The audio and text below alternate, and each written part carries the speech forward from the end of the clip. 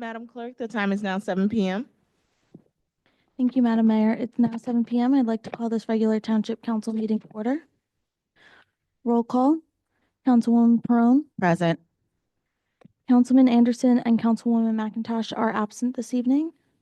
Deputy Mayor Dr. Worthy Present. and Mayor Whitfield. Present. Thank you. I'd like to invite Pastor Shai to lead us in tonight's prayer. Good evening, Pastor Shai. You can come to the podium. Let's bow our heads. God, we love you today. We thank you for this mercy that you extended. Lord, we thank you we're about to close the day and your mercy kept us all day long. We pray, God, as we go to handle the business of our town, we ask you to be in the midst of us. Guide us, oh Lord, that we may be better in this town. We ask it in your name we pray. Amen. Amen. Amen. Thank you, Pastor Shai. And also thank you for your service as one of our police chaplains. Madam Clerk. Please rise for the flag salute. I pledge allegiance to the flag of the United States of America and to the republic for which it stands, one nation, under God, indivisible, with liberty and justice for all.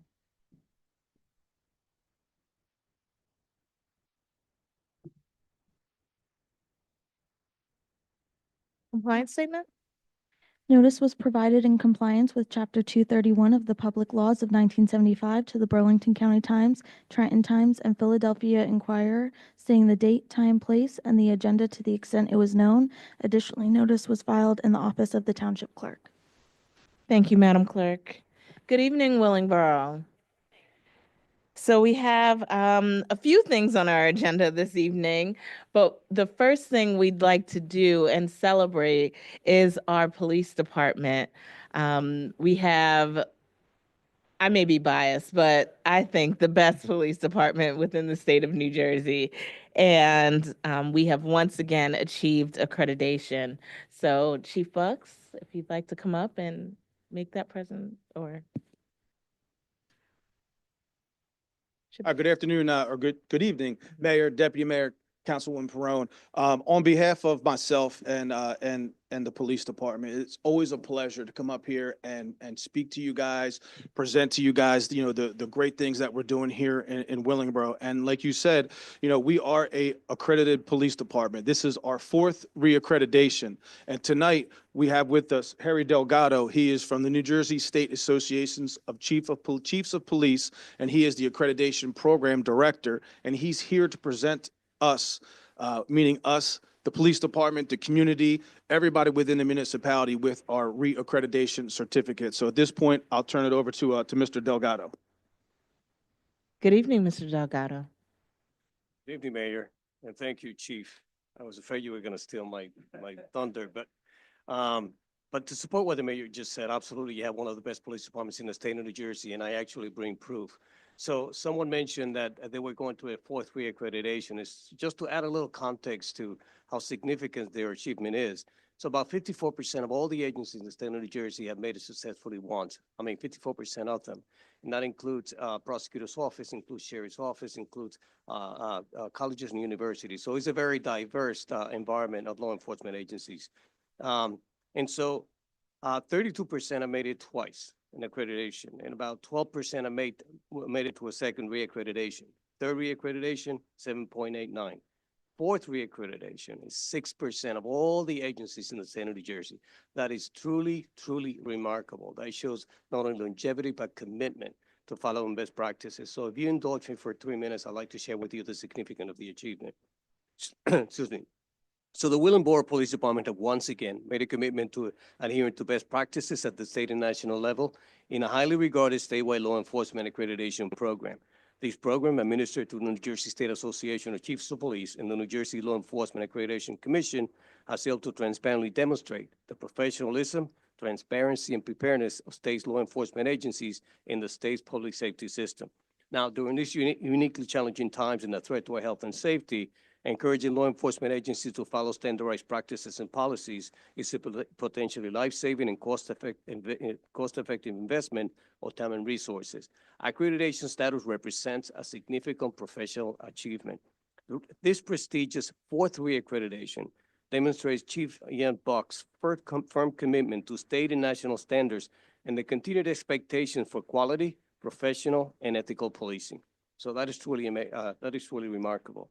Accreditation provides objective evidence of an agency's commitment to excellence in leadership, resource management, and service delivery, all of which we observe here at the Willingboro Police Department. Government officials can be more confident in the agency's ability to operate efficiently and meet community needs, and officers in accredited agencies can take pride that they have been objectively recognized for their professionalism and adherence to the highest standards. Now, at the end of that 3-year cycle, there's an on-site assessment, and during that on-site assessment, they have to show 100% compliance with all the over 112 standards, which means over 400 items approved.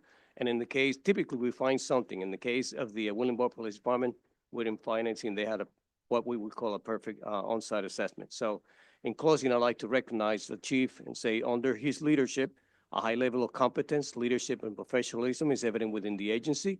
The Willingboro Police Department is committed to the community that they serve. Whether future issues deal with potential for significant leadership turnover, technology, advances in budget constraints like many of our agencies face today, or any legal or policy challenges, this agency continues to assertively move forward with a history and commitment to following best practices, with a preparedness plan and verification of excellence. So it is the opinion of the assessment team that the Willingboro Police Department is a highly professional and committed agency which exemplifies all of the tenets of law enforcement agency at the state and national level. So indeed, it's my honor here tonight, on behalf of the New Jersey State Association of Chiefs of Police and the New Jersey Law Enforcement Accreditation Commission, to congratulate Chief Ian Bucks, Accreditation Manager Lieutenant Matthew Toner, the members of the Willingboro Police Department, the mayor, the council, and those citizens that they so proudly serve for having achieved their 4-3 accreditation, joining a very, I'll say it again, very exclusive group of law enforcement agencies that make this commitment to excellence policing. So to all, indeed, congratulations.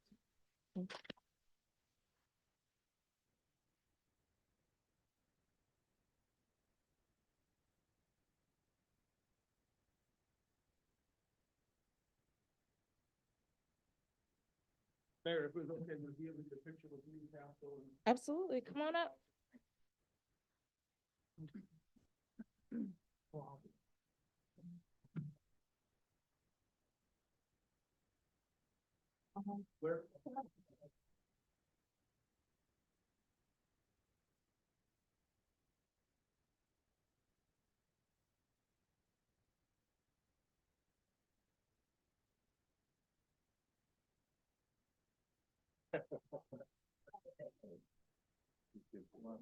Yeah, you probably just kind of out of here somewhere.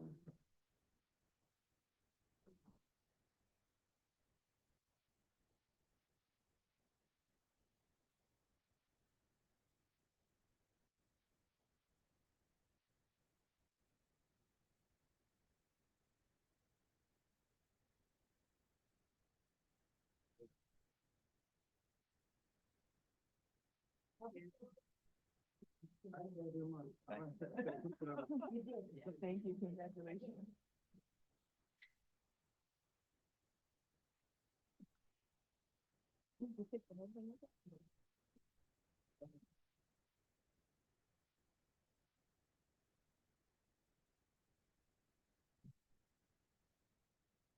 Mayor, if I could just say, just a couple more quick things. I just want to thank our accreditation team. I know Mr. Delgado mentioned me a lot in his remarks, but if it wasn't for our accreditation team of Lieutenant Toner and Lieutenant Thomas, this wouldn't be possible. Over the last 3 years, they put an unabsorbent amount of time into this, and they completely bought into it. And I just want to thank them in public for their hard work and their dedication to not only the police department, but to everyone of the municipality and our residents. So thank you again. Thank you, Chief. Thank you, Chief, and thank you really to our whole department, Lieutenant Toner, Lieutenant Bankston, and everyone else. I think it's not a secret that Willingboro police take protecting the citizens of Willingboro very seriously. And not by using force or fear, but by connecting with the residents here in Willingboro. We take public engagement very seriously. You all do such a tremendous job on making sure our residents feel safe, if nowhere else, here at home in Willingboro. So thank you all for your hard work, and it shows through the accreditation. Congratulations once again.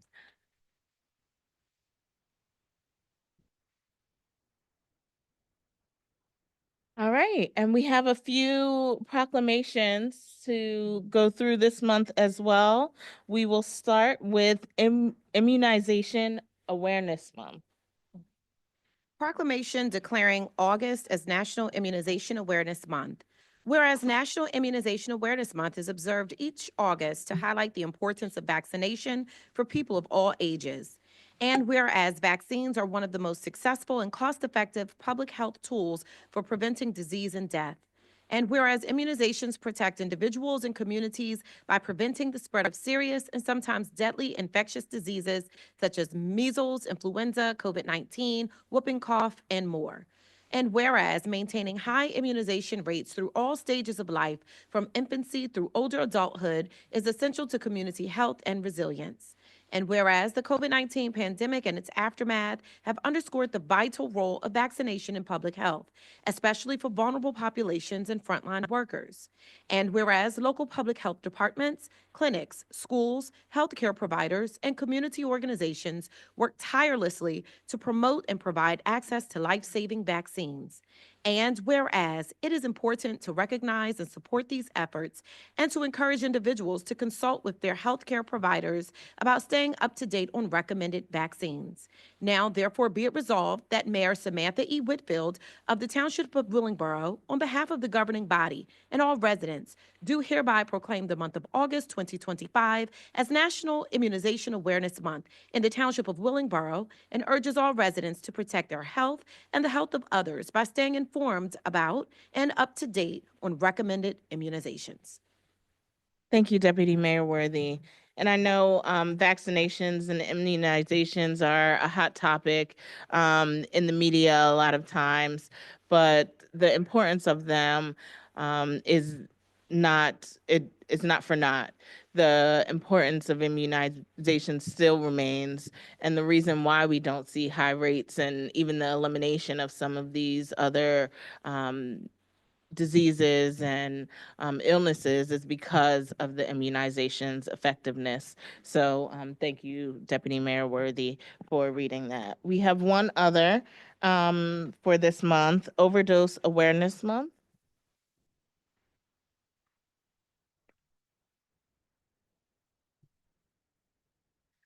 August is National Drug Overdose Awareness Month.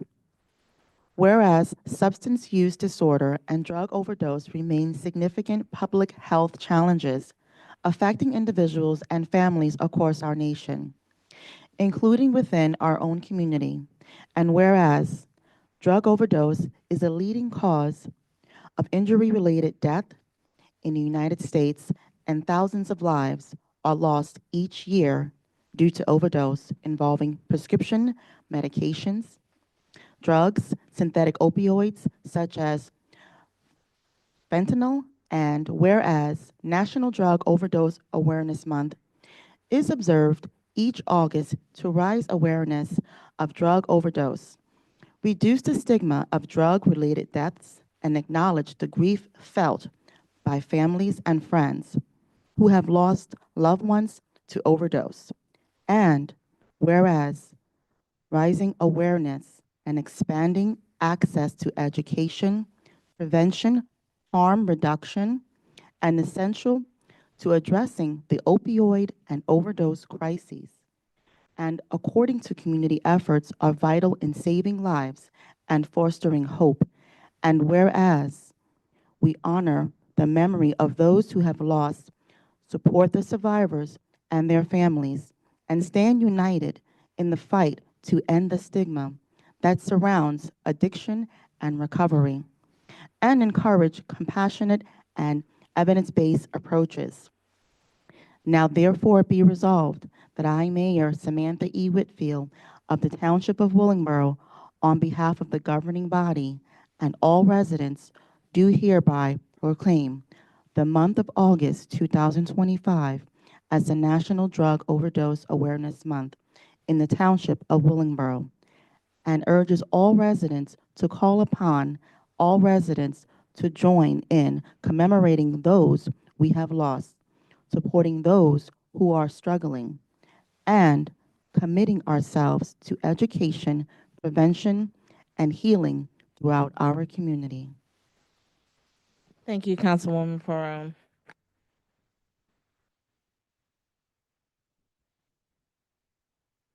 And now we'll move on to Mr. Harris for the manager's municipal updates. Good evening, Mayor and members of the governing body. Good evening, Mr. Harris. I did submit to you my full report by way of email. I will just kind of highlight some of the things that were on that report. Our engineer is on vacation this week, so he will not be present to deliver his report verbally, but I did submit it to you electronically, so you do have it. So since we last met in July, our revenues collected for the township have totaled $3,436,087, of which $3,079,079.83 were from tax revenues collected, and $357,000 and a little bit more than that were from other sources. A monthly allotment of $3,339,000 has been distributed to the Willingboro Board of Education. And our expenditures for the month total $4,238,949.16, which represents about 57% of the total cash appropriations in the 2025 budget, having been expended so far this year, which is right on schedule with where we are in the 8th month. Our police department, having received their 4th accreditation, stands strong at 70 sworn officers. The 15th Annual Police Academy graduated 18 cadets following 3 weeks of classroom instruction, field trips, and community service. The new teen mental health first aid component was introduced, enhancing the program's educational value to youths in our community. 4 recently graduated officers advanced to phase 2 of their field training. 1 officer is currently being trained at the Camden Police County, which that training began on July 7th. And interviews for lieutenant and sergeant have been completed, and we are happy to announce that Sergeant Brandon Thomas will be promoted to lieutenant and Officer Mark Klaus to sergeant, and we will hold those swearing-ins in September. Our community engagement activities, the officers participated in the Friday night music series held in the month of July. There was also a neighborhood watch meeting on July the 17th at the Reaver Foster Senior Center with updates that were provided to the community on delinquent water bills and local crime trends. And of course, the 2nd Annual Borough Barbecue was held on July 19th in partnership with the fire department and the police department, and I would just like to thank both of those agencies for the level of commitment that they did not find it robbery to stand over the grill all day and cook hamburgers and hot dogs in the rain for our residents.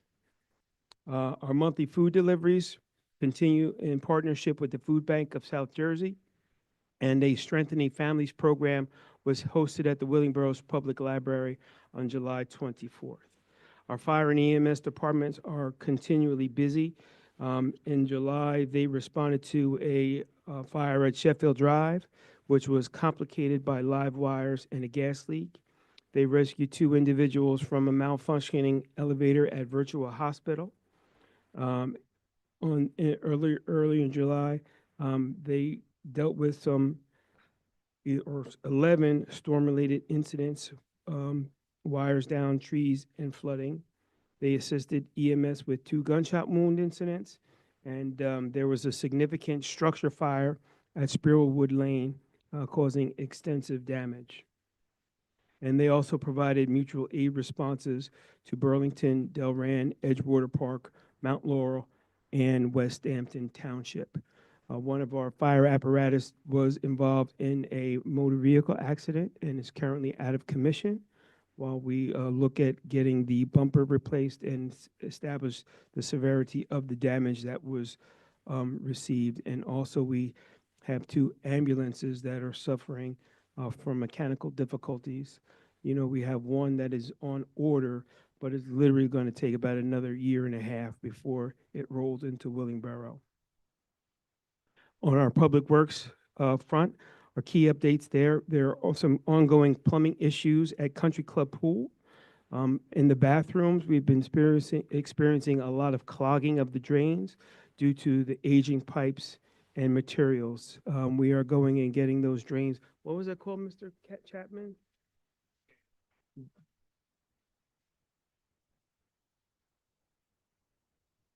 Yes, and we are hoping that that will alleviate that problem. We have not had that problem as long as I have been here in Willingboro, so this is relatively new, but we are dealing with it.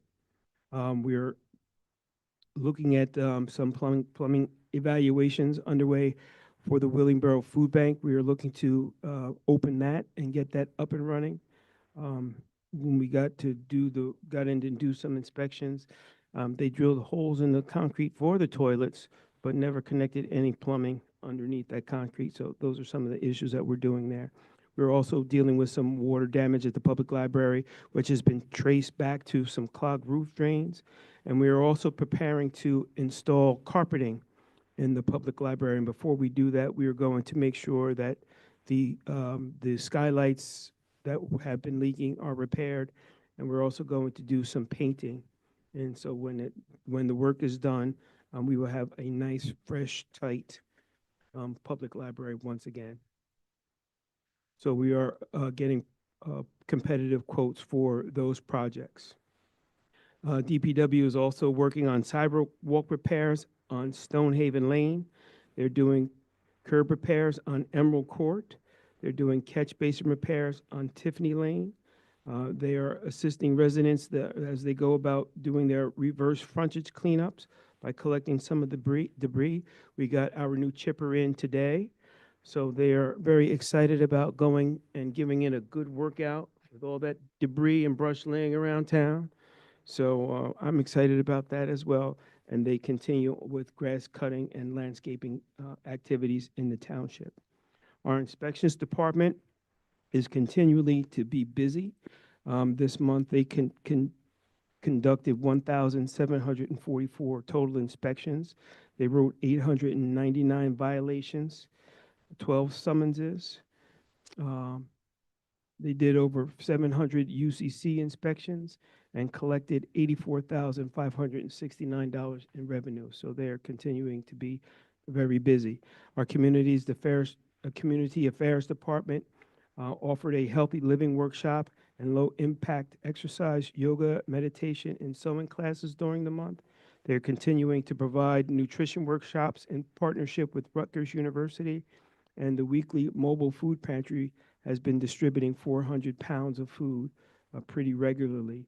So if anybody has any of those needs, they're more than welcome to reach out to the Reva Foster Senior Center and connect. We have had 2,582 visitors to the center during the course of the month.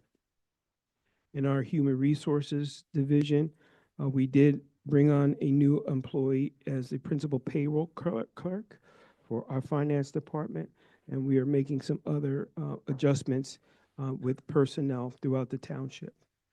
One of them being in recreation, where we are evaluating staffing and programs and some offerings. And I'm going to ask Mr. Lowry if he would come up at this time and give us a report on some of the activities in recreation as he is currently guiding the ship there at this time. Mr. Lowry. Good evening, Mayor, Council, Deputy Mayor, of course, and members of the public. Just a few key points before I go into our reorganization. We did just have the Jazz Fest this maybe 2 weeks ago now. Oh, me too. The Jazz Fest was pretty successful with our headliners, Norman Brown, Avery Sunshine, and Stokely. from mint condition. This year for parking, we brought in $36,070, which is about an $11,000 increase in parking revenue over the last year. We brought in almost $2,000 in T-shirt sales. So again, another increase over the prior year. We have opened our fitness court that opened on this past Monday. Those sessions will be hosted for 6 weeks. They were going to be free every Sunday from 7 a.m. to 9 a.m. Our touch truck is scheduled for August 21st from 6 p.m. to 8 p.m. And then Country Club will be closing on the 1st. I'll give these to you so you can give to the council.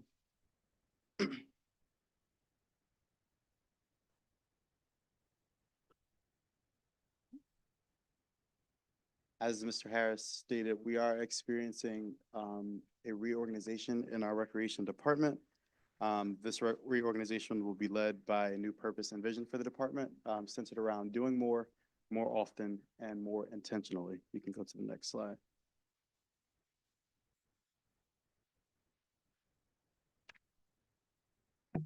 The purpose of this reorganization is to deliver greater value through expanded programming, consistent engagement, and strategic alignment.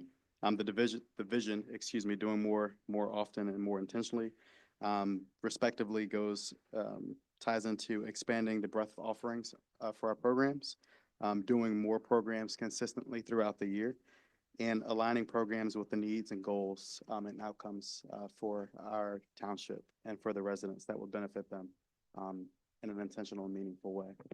Our organizational structure has been tweaked, so to speak. We're going to be introducing new and additional roles that will be filled by new staff and existing staff. We'll be looking to include a recreation supervisor for programs and community engagement, as well as a recreation supervisor for sports and recreation, along with program coordinators and recreation leaders. If you go to the next slide, you'll see how that organizational structure shakes out. So we'll have the director of recreation, 2 clerks that will help with the administrative functions of the department, those recreation supervisors that have those specific focus areas, and the support staff that will work with them to deliver programming in those key areas. The next slide, please. These slides kind of go over the roles, descriptions for each. So the recreation supervisor will be responsible for planning and coordinating community events and programs, fostering inclusion and builds partnerships. What do those events look like? Those events are, they could range from culinary programs, those enrichment-like programs. They could be a financial literacy course that we offer for residents on a multi-generational scale. Those also look like mental health workshops, having more workshops, more programs, more consistently in a way that makes sense, right? In a way that we're really targeting the needs of the community. Same thing with the recreation supervisor. That person will oversee the athletic and aquatic and recreation programs. So the programs that we have now, like our sports programs, whether that be wrestling, baseball, football, the outdoor recreation programs such as for an example, the fishing derby. That person will be responsible for those as well, and ensuring safety and quality and inclusive environment for all. The recreation program coordinators, they'll support the planning and management and logistics of those focus areas with those supervisors. And then also with the recreation leaders, they will provide more hands-on support during those programs and events. You can go to the next slide. The implementation for this is done in phases. The first phase will be about 2 months. We'll finalize the structure, orient the supervisors that will be in the department, survey the community just to get feedback and review resources. We've already started some of this. The last week or so has been very revealing. There's a lot of things that's happening in the department that I would consider to be inefficient. We're looking at those inefficiencies and ways to combat them with practical solutions that make sense so that we can improve our effective service delivery in the recreation department. Phase two, evaluating the programs that we currently offer, and then could also consider sunsetting those programs that are underperforming. There are a lot of programs where there's just a few people in the course. We find that that's just a waste of resources, and we don't want to waste the resources for the township.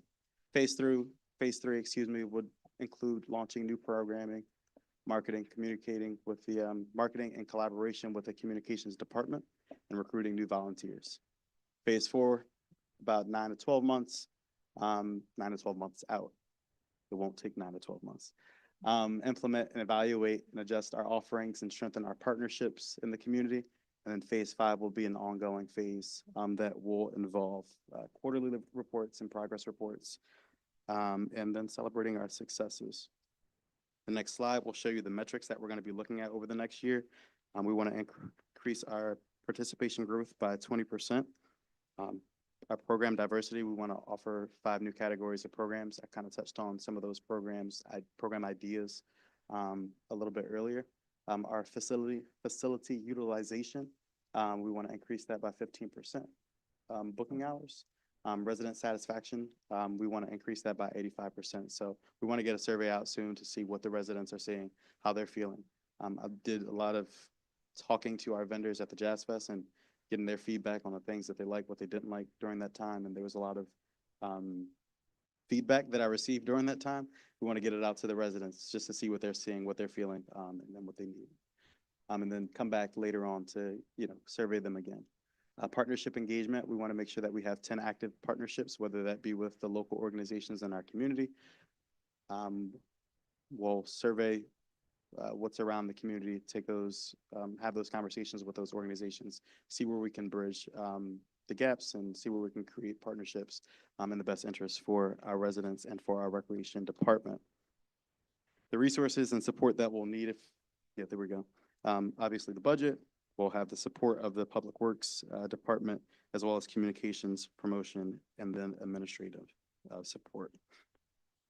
And then this vision alignment table kind of gives you the idea.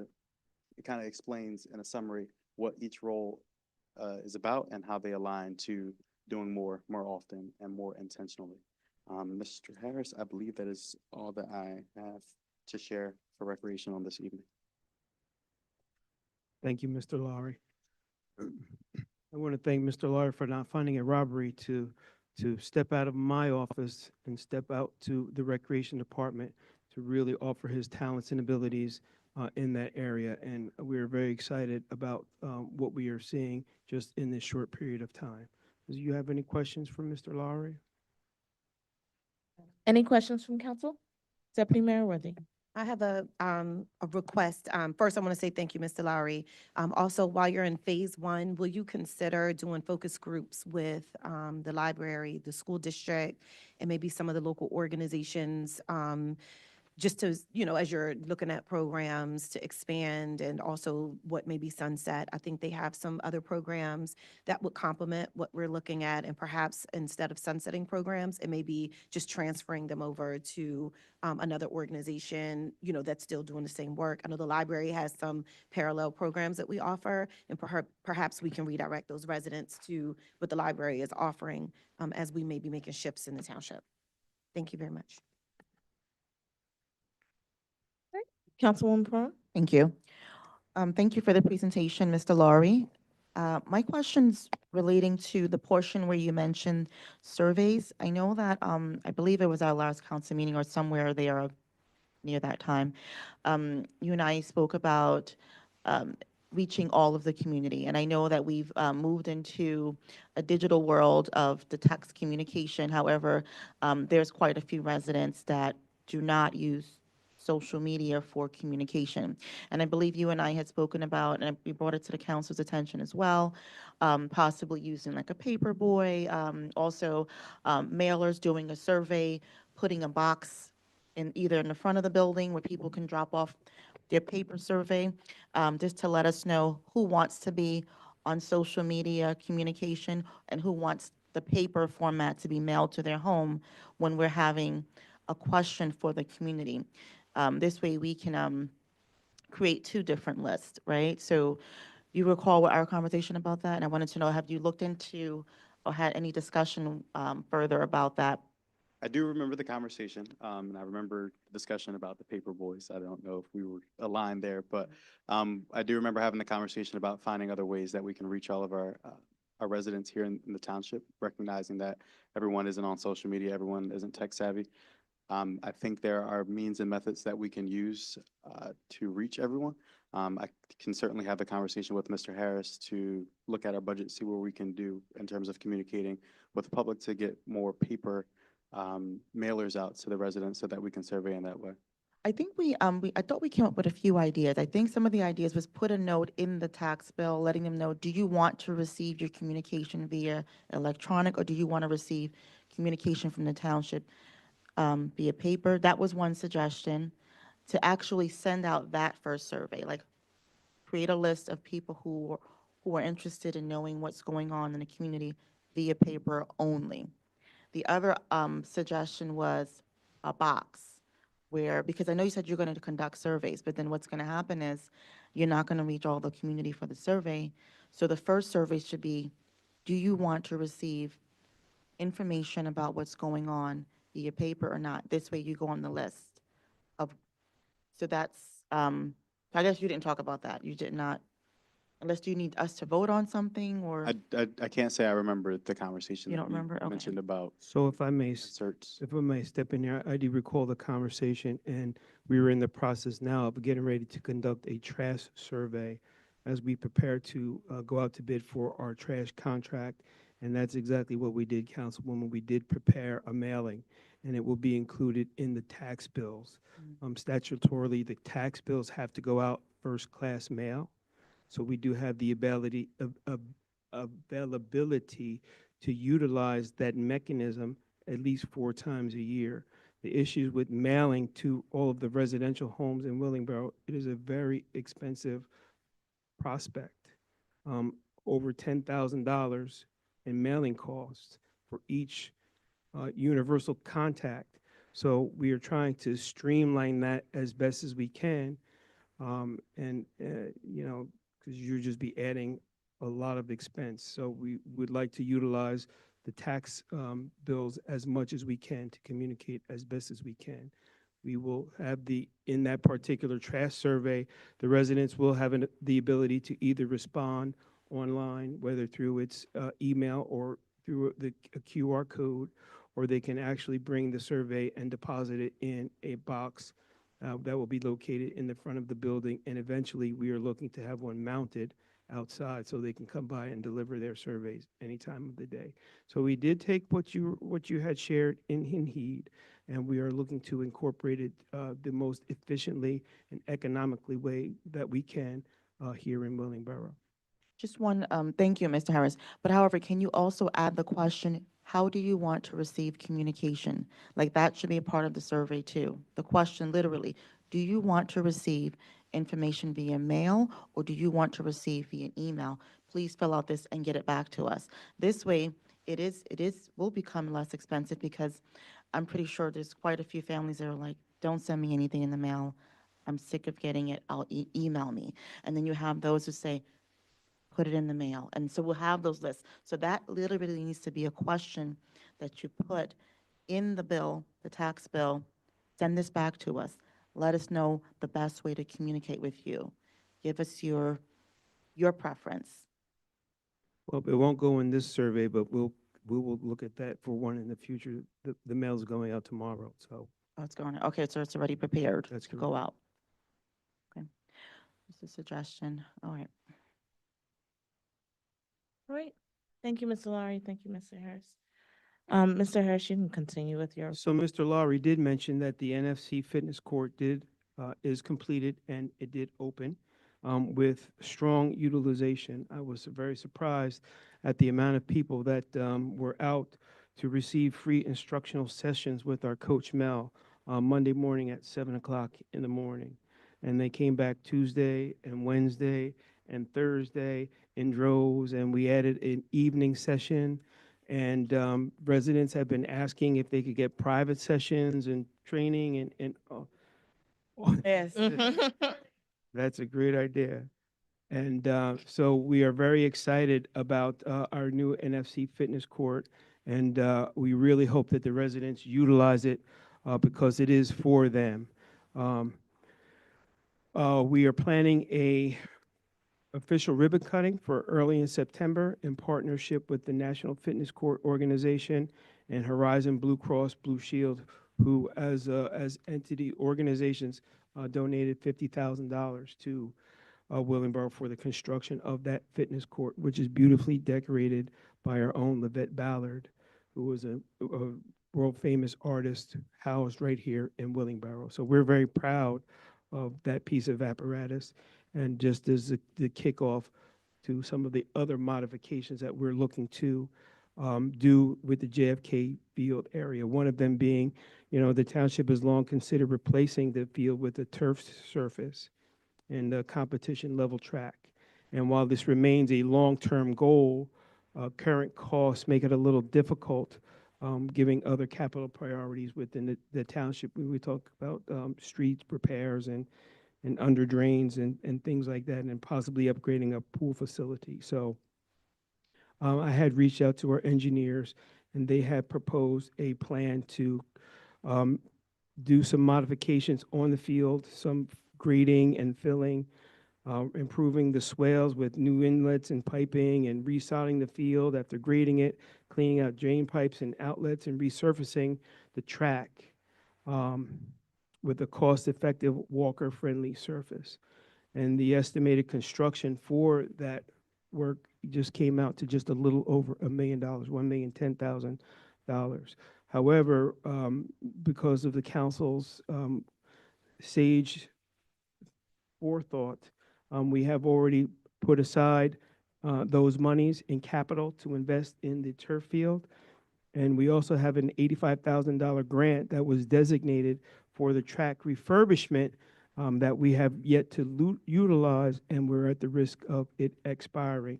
So I was going to ask for approval from the governing body to go ahead and proceed with bids to recommend the improvements to the JFK field and track to balance fiscal responsibility with community recreation needs while preserving the external funding. So like, again, we already have the money in the bank. If we can get the thumbs up, we can go ahead and do the bid, and hopefully we could get that work done before the end of this year. So that's just for your consideration. Yeah, we'll do that. From our Office of Vital Statistics, this month they issued 134 birth certificates or certified copies of birth certificates, 29 marriage certificates, and unfortunately they did process 54 death certificates. And I believe the mayor married five couples during the course of the month. You're very busy. Oh, Very busy. I know I did 6 more today, so. You're very busy. So that is that. I did mention the trash survey in our conversation. And I just want to make a few announcements. Ms. Ivy Carmichael, who is my executive assistant, she has been appointed and been named the chairperson for the Burlington County JIF following the resignation of the previous chairperson. And she continues to serve as commissioner for Willingboro. And Willingboro really takes pride in Ms. Carmichael's professionalism, and which is extending to county level leadership. So we're very proud of what she is doing here, and how she is broadening her reach into Burlington County. We were also awarded an additional $15,000 for Phase 1 application by the New Jersey Clean Fleet organization. And we're going to use those monies to further the installation of 3 charging stations over at the Futura House in Milk Creek Park. And that is all of the information that I'm going to bring to you this evening. And I'm going to ask Ms. Jackson if she would come and share the goings on in Willingboro.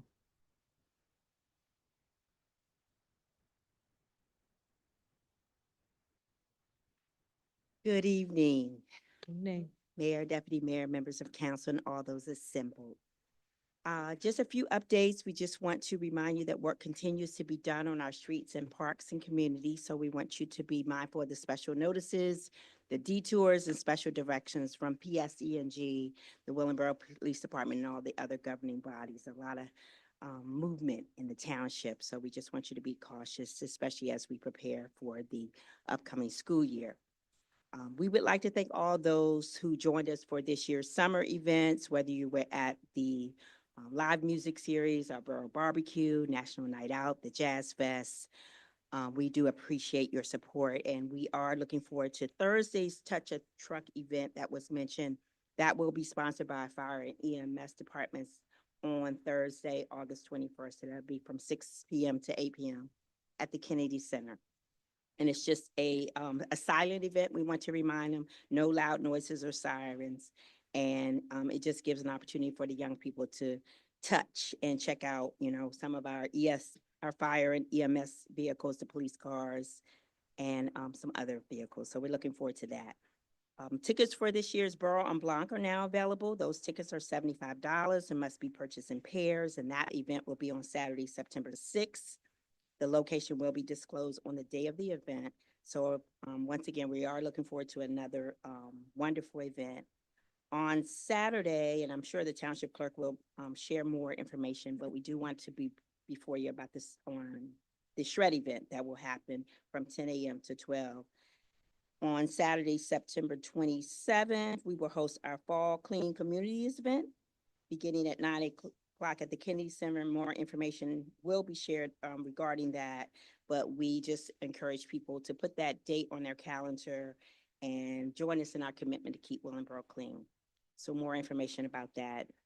We do also want to let you know that applications for the Citizen Police Academy are now available, and residents are invited to be a part of this opportunity to get familiar with the world of law enforcement. And lastly, as you've heard, there's a lot of excitement about our outdoor fitness court. So just to reiterate, Coach Mel is on site Monday through Friday from 7 a.m. to 9 a.m. and then again in the evenings from 6 p.m. to 8 p.m. to assist people to get familiar with the court and the 7-minute workout session. And I understand those 7 minutes are good 7 minutes. So we do encourage everyone to be a part of that. And this, again, is a partnership with the National Fitness Campaign and Horizon Blue Cross Blue Shield. As Mr. Harris said, we're working on the ribbon cutting. So in the meantime, we do encourage you to take advantage of making the fitness court part of your wellness routine. And that is all for me. As you know, all of this information is always available on our website, our social media, our YouTube channel, and Willingboro Weekly. Thank you so much. Thank you, Ms. Jackson. All right. Any questions for Mr. Harris? Councilwoman Prawn. Thank you. Just a couple. One, the last time we had met, I brought the concern for a few residents with regards to the pavement and do you have an update on a solution or resolution on how to make the pavement look more presentable? I know I did receive a phone call from Mr. Chapman about one resident. I wasn't sure how it worked out for him. So we will call Mr. Chapman. Mr. Chapman, please stand up. Good evening, everybody, council, deputy mayor, how's everybody doing? Public as well. Yes, so we're just going to add that to our list of sidewalk replacements. So we'll just add it to the list of areas to be ripped and replaced, because the only way to do that is to just rip it and replace it with fresh concrete. Okay, So 18, I got your addresses from the messages, and we just Yeah. want to add it to the list. okay. All right? And it'll be just that block or? Yes. or- No, not the whole, Block, no, right? just that area.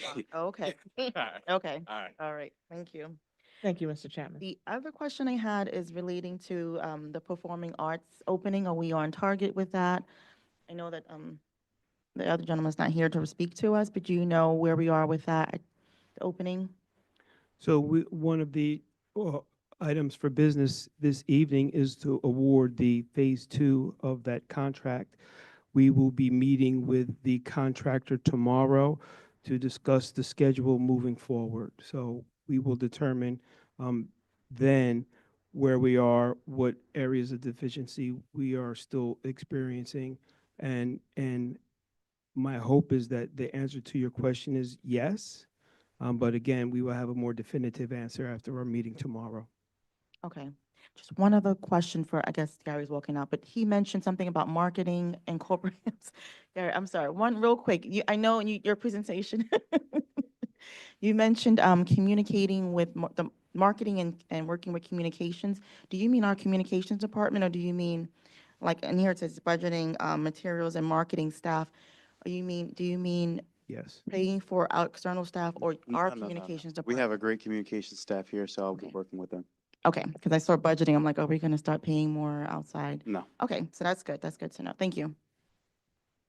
That's all I have. All right, thank you, Councilwoman Perot. All right, I had just a few things to bring up. Thank you for highlighting, Ms. Jackson, the community cleanup on September 27th. That is one of my favorite events throughout the township. So I look forward to seeing all of Willingboro there on September 27th at 9 a.m. JFK, as we strive to keep Willingboro clean. And then also, Mr. Harris, you had mentioned about the road closures with the PSE&G work throughout the township. I just want to make sure that you're following up with PSE&G. We do get calls periodically about residents not receiving the notification that their street is going to be closed off before the work actually starts. And they wake up in the morning trying to go to work and everything's shut down.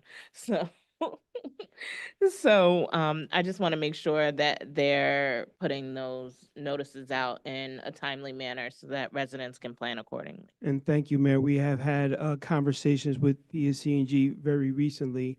You may be aware that they use a third-party contractor, no excuse, but they have committed to be a little more diligent in making sure those residents are notified before the work actually begins. And if I just may expand on that, I know the streets in Willingboro have gone through a lot over the last couple of the last year. But we have done a lot of road work as well.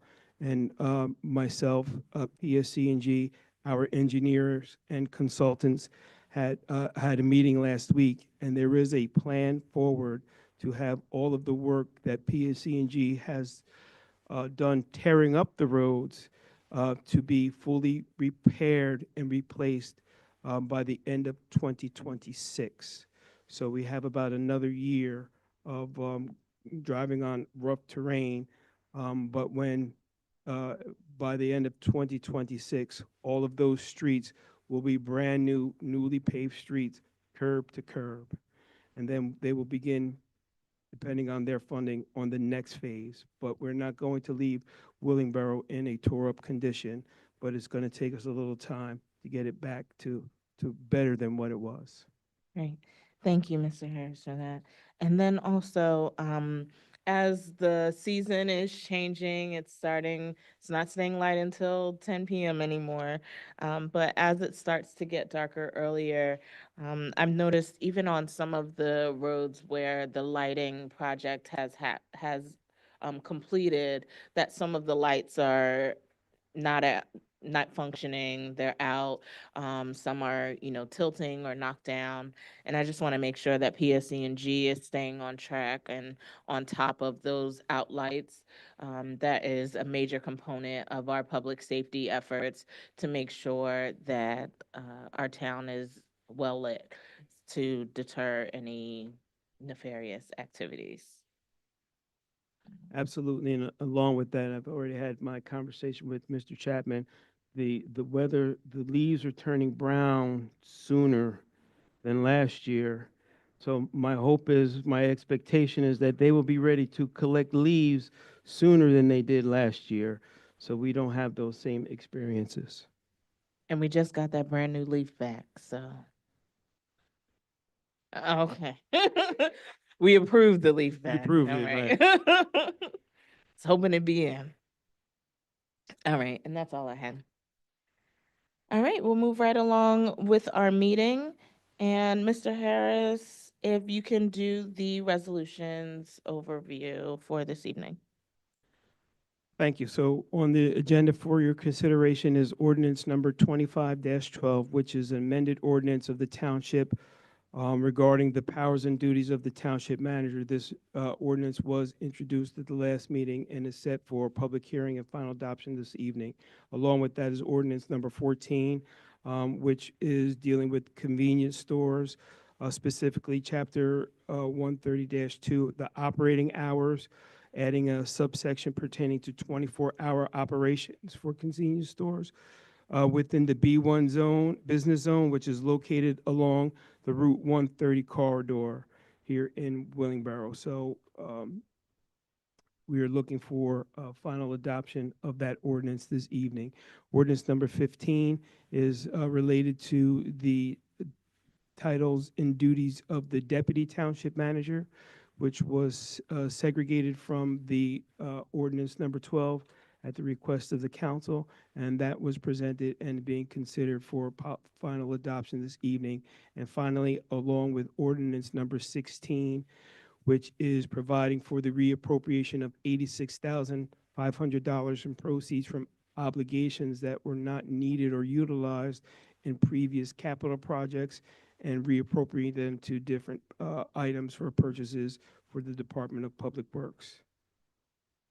Our resolutions being presented to you this evening for your consideration is resolution number 204, which is a resolution authorizing the approval of vouchers for payment and ratification. Resolution number 205 is a resolution of the governing body certifying the annual audit. Every year we do receive an audit from our auditors, and the governing body has to certify that at minimum they read the findings and recommendations and the action plan. Resolution number 206 is the resolution authorizing the approval of the 2024 corrective action plan. And there was just one finding on that corrective action plan regarding the listing of trust payments on the bills list. So to solve that problem, we began to enumerate all of the different accounts that the bills are being paid from on the bills list, so everyone can see what is coming from where and the amounts, as well as the itemized items as well. Resolution number 207 is a resolution to increase the township's bid threshold and competitive quote threshold pursuant to Division of Local Finance Notice number 205-08. Every 5 years, the Local Finance Board has the option to increase the bid threshold, decrease the bid threshold, or keep it the same. Our bid threshold went from 44,000 to, I believe it's 52,000. So 53,000. So this is just a resolution authorizing the increase to the bid threshold. Resolution number 208 is a resolution authorizing the township not to exceed amount for Air Power International, Inc. for the procurement of one Mako breathing air module. That is the air module that refurbishes the breathing tanks that the fire department uses when they go into different life-threatening situations. This is a new component replacing the old one that was like 25 years old. Resolution number 209 is it authorizing a not to increase for Pannoni Associates for the provision of general engineering services and awarding a contract for special projects. Pannoni is in the process of now designing the next phase of our road replacement project in line with what PSC&G is doing. And we also need to change handicap ramps prior to them finalizing their payment of the streets for the roads that they're about to do over the next couple of months. So they're going to be utilizing monies that were left over from the prior road project to do the handicap ramps so PSC&G can come and pave. Resolution number 210 is authorizing a not to exceed for McManaman in Scotland for the provision of redevelopment council services to the township of Willingboro. We have a couple of major developers that are looking to do some work here, and they're giving us good guidance as far as, the things that we should and shouldn't be doing in relation to that. Resolution number 211 is authorizing an increase in the not to exceed for Florio Perucci, Steinhardt, and Fader LLC for the provision of Oprah attorney services to the Township of Willingboro. We spend a lot of money responding to Oprah requests, and we utilize the services of legal counsel at times to keep us from being sued by not responding in a timely or inappropriate manner. Resolution number 212 is resolution for a final change order and contract closure for Marshall Lane roadway improvement projects and accepting of the maintenance bond. That project was concluded in 2023, and we are signing off on it and then accepting the 2-year maintenance bond along with that. Resolution number 213 is the closeout for the outdoor fitness court, which we just reported as being completed. This is specifically for the pouring of the concrete slab. It was done by Diamond Construction, right? So they are closing out that project and giving us a maintenance bond for, I believe it's $154,000 for that project as well. Resolution number 214 is a resolution authorizing a contract with Stryker Medical through a New Jersey cooperative to purchase 2 ambulance stretchers and 1 Lucas chest compression system. We have invested in 1 chest compression system as well already, which has been utilized and very effective piece of equipment in the saving of lives for people that are suffering cardiac experiences. And it really helps with constant and rhythmic compressions when doing CPR. We would like to thank Senator Singleton, who was very instrumental in seeing that Willingboro received over a $200,000 grant so that we could purchase 2 additional stretchers and 1 Lucas chest compression, because our EMS services respond to over 4,000 calls a year in Willingboro alone, and they are a real support to our neighboring communities. So we are very grateful that we received that grant through his assistance. Resolution number 215 is awarding a contract to T&M Associates for the provision of engineering services to the Township of Willingboro. This again is in relation to some stormwater work that needs to be done that we are going to look to have funded through the New Jersey Water Bank infrastructure. For us to apply to them for funding, we have to do the preliminary work, so that's what this contract is for T&M.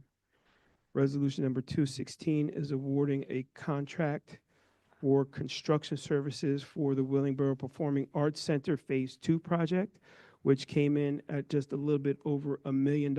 And again, I'm happy to say that we already have complete funding to complete that project.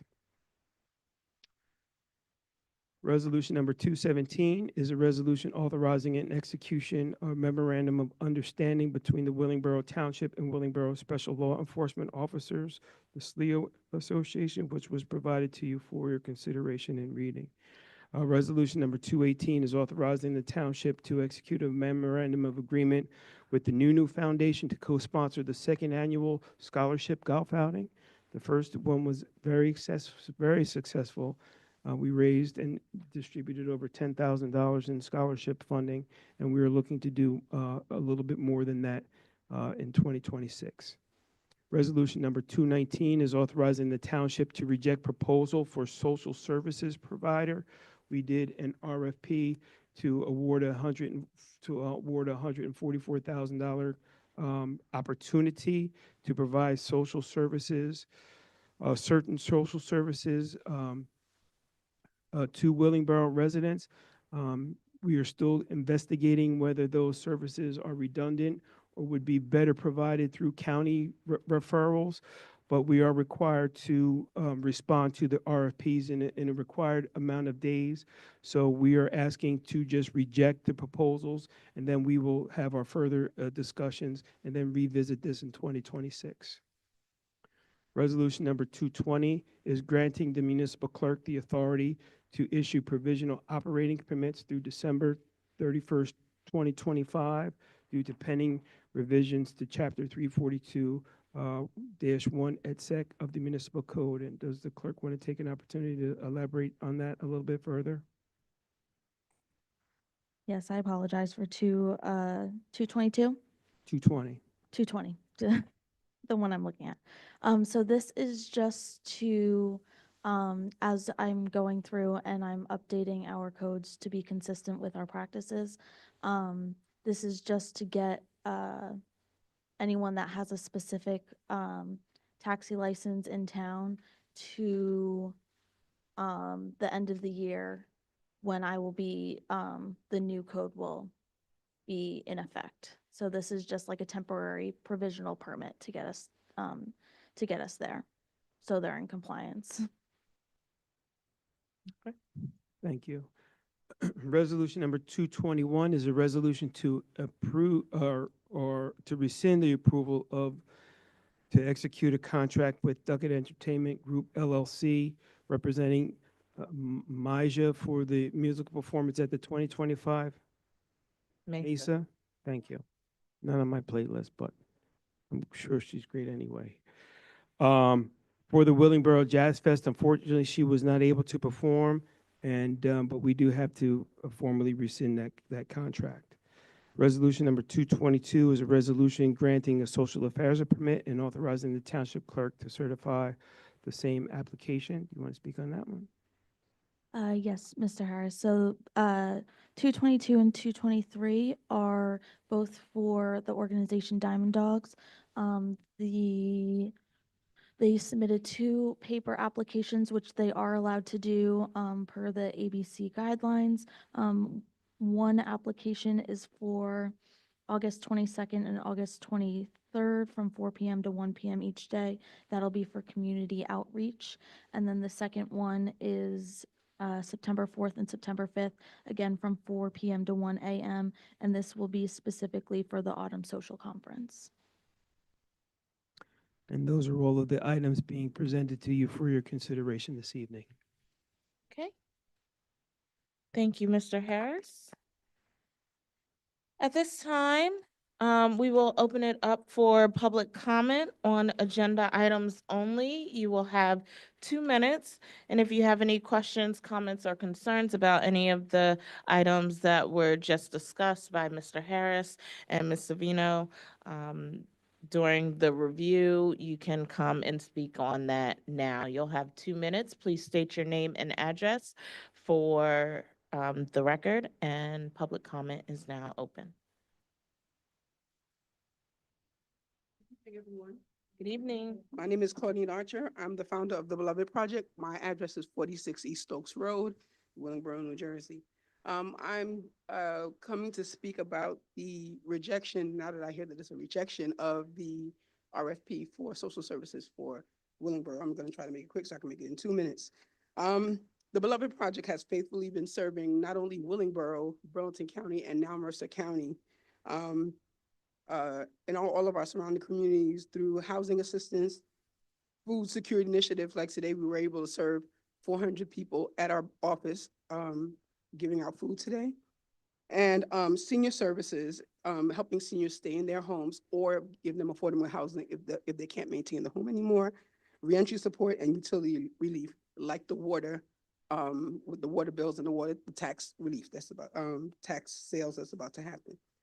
Our work has consistently filled critical service gaps, ensuring that the most vulnerable stay in their homes and do not fall between the cracks. We were one of the agencies that applied for the RFP. And I personally believe that partnering with the Beloved Project, if Willingboro Township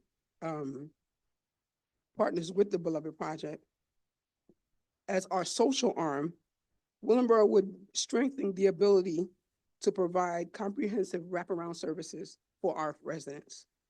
This partnership would combine township's resources and what I already have, county and state funds, to be able to serve our residents in a better way. And I feel like we have a great track record. I can say for now, in 1 year, I've spent over $375,000 in saving people from losing their homes, keeping their lights on, keeping them off the street, feeding hotels, including the one that needs to be torn down on Route 130. I make sure that parolees get to their parole officers. Ms. Archer, that's your 2 time. minutes, okay? Ugh. We And will then- have another okay. public comment. Thank you.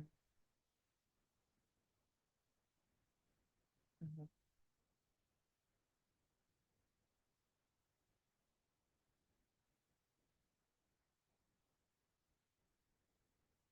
Is there any other public comment?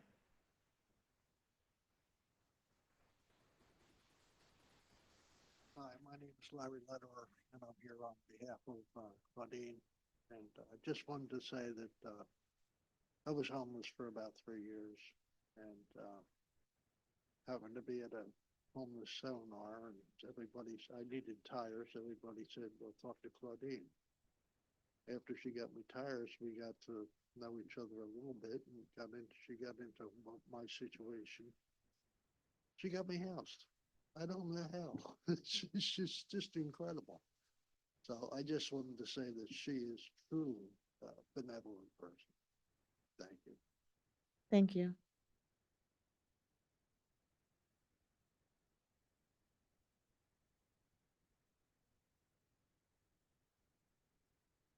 Hello, my name is Vanessa Coquillo. I live at 137 Plumtree, Bolingborough. I'm also here to talk about the resolution that we just had a rejection for.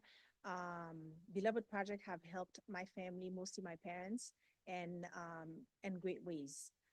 Every time there is food, we always get members in the community to let us come, and I'm actually able to actually bring things to my parents. My parents are elderly and they live in Willenboro as well with me, and I'm able to help them that way. Not only I'm able to help my family, Beloved Project have also given me the opportunity to help my neighbors, which today I was able to give at least 4 different homes, groceries, and not just packed food. And the great thing that she does, we actually get things that we can actually cook to have a good home meal. So we are very grateful for the opportunity in the community, and we hope to see that program flourish. Thank you. Thank you.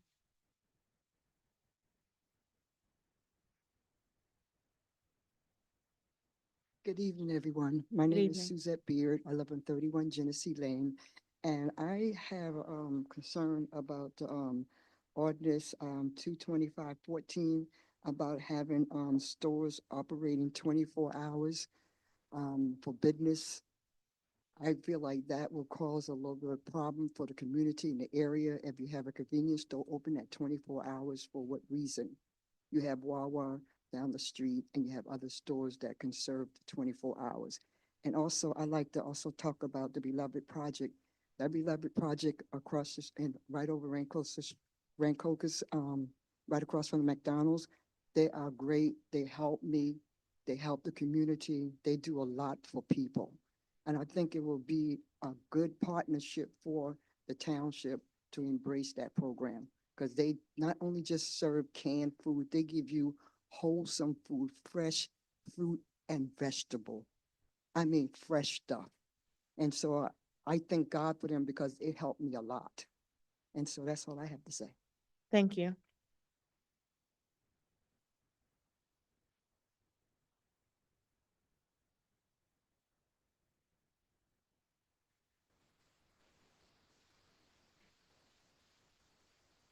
Good evening. Good evening. My name is Marie Jean. I live in 55 Executive Lane in Willingboro. I'm here for the same reason to support the Beloved, because it helps me a lot. When I got the food, not only for my family, I bring it at my church, I bring it in my job to help other people. But if they close it or if she doesn't have any more food, I know a lot of people gonna be not happy. Thank you. Thank you so much.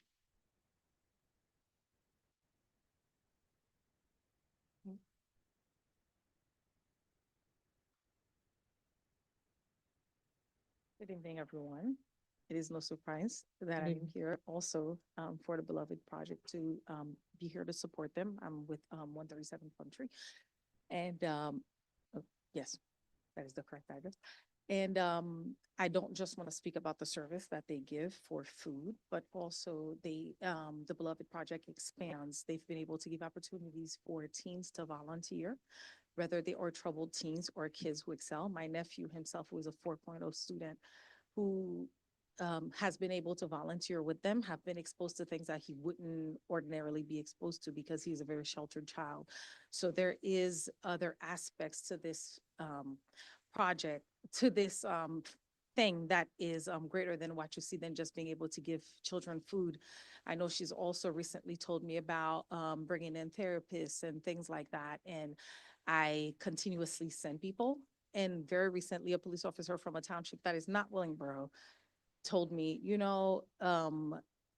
they saw another company that does the same things and said, these people, they don't really do anything for anybody. But you know who people keep asking me about? The Beloved. So the proof is in the pudding. If someone from another township, who is a police officer in another township, knows the name of one that primarily occupies Willingboro, and people from other places do come to her, because when you come, the help is actually there. And I know of many people who have success stories coming out of getting help from the Beloved Project. So don't just focus on the part where she's able to offer food. There is more at stake if she does not get the funding. Thank you.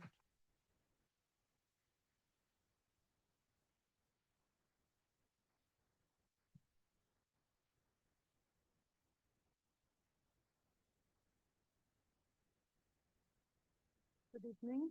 My name is Rosalind Duga. I live in 9 Normandy Lane, Willingboro, New Jersey. I'm coming here for the same reason, because not only the food the Beloved Project do, and there's a young man in the street, it's cold. And then I just talked to my daughter about what happened to the young guy. This is 20 years old. And then she went to Claudine, and Claudine take care of this guy. It's not only food, everything. You have reason for that. The reason is like she's not only give it to her friend, everybody. You go there, they serve you. It's not only for that, but please, I hope you consider that. Please, thank you. Thank you.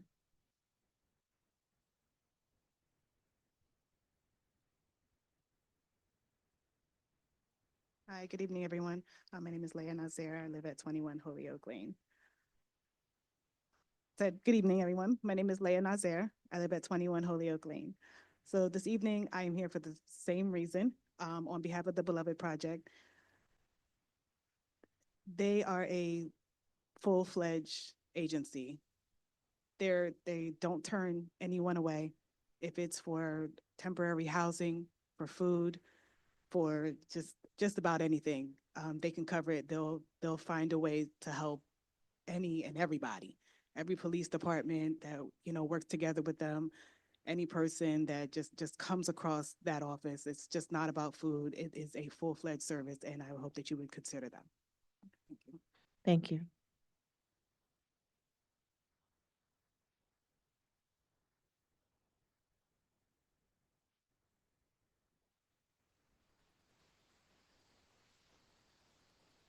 Good evening, everyone. My name is Amanda Charlotte, and I live at 128 Harrington Circle. Just like everyone else that's come before me, I am here to speak about Beloved Project and what they do, not only for my family and my church family and the residents of Willingboro, Burlington County, Mercer County, and so on and so forth. Just like what Leah Nazir just said and everybody else just spoke about, it's a full-fledged service, from distributing food to helping with homelessness to helping with provide people with necessary things that they need.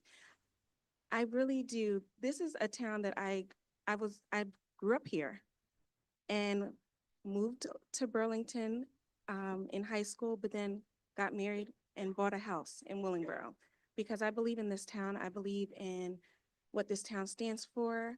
I love this town, and I really do think that this is something that would really benefit the residents of Willingboro, especially the ones that go unseen.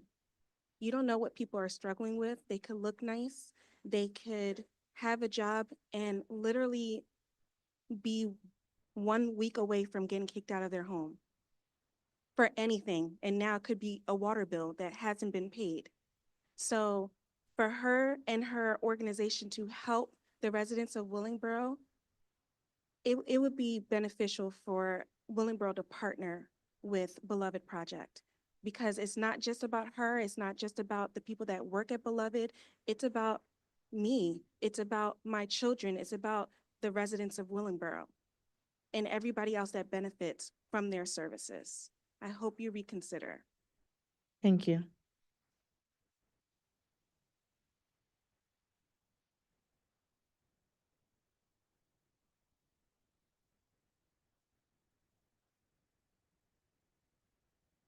Good evening, everyone. Good evening. My name is Mylika Duga. I live at 9 Normandy Lane, Willingboro, New Jersey, of course.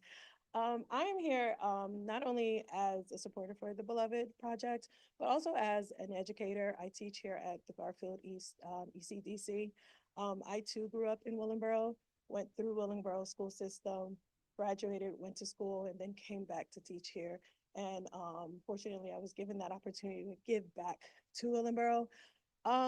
As a teacher, Beloved has been able to allow me to keep my drawers full of the necessaries of like toothbrushes, toothpaste, deodorant, stuff like that for my students, because a lot of them are going, or families are going through a lot of things. So I thank Beloved for that, because I cannot afford all of that myself. So, but she does help with that. And then she also helps, as my mother did say, the one student, he was a student of mine at W.R. James who is homeless. I did tell Claudine about him that night. She called me right over, gave me clothes for him, and I have not seen him. And when I spoke to her, she was like, "Oh, I found him." And I got him housing, and I got him the necessary services that he needs. So I ask that you reconsider. I ask that you think about this partnership and how much it benefits Willingboro and its citizens. Thank you. Thank you. Is there any public comment online?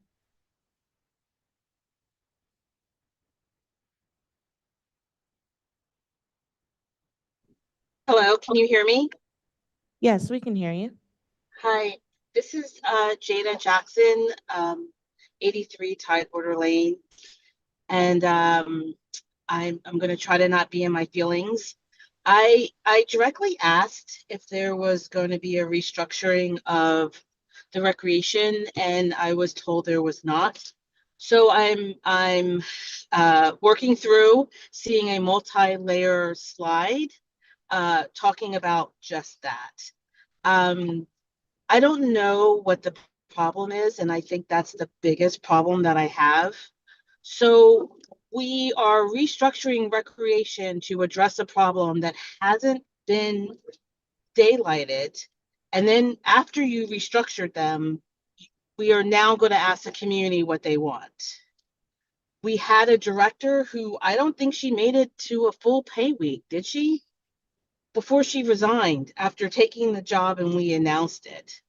When I call recreation, none of the people are there.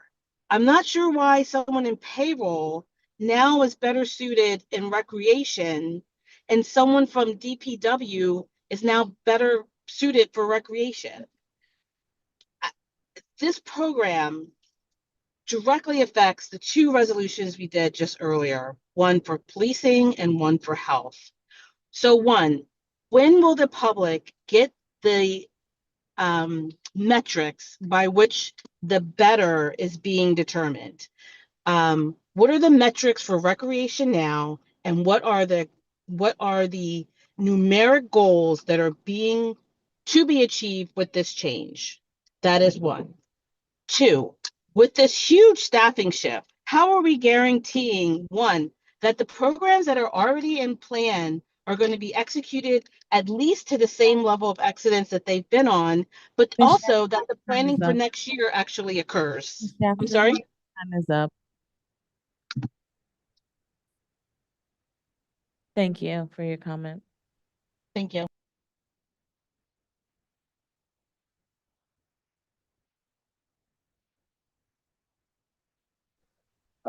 Good afternoon, everyone. Can everyone hear me? Yes, we can hear you. Can you state your name and address, please? Yes, my name is Patrick Phelps. I live in 165 Eastbrook Lane. This is my first town hall meeting, to be honest, and I'm hearing a lot about the beloved community. And I believe that that would be a great initiative to actually back. I'm a care manager, supervisor for our care management organization in Burlington County, and just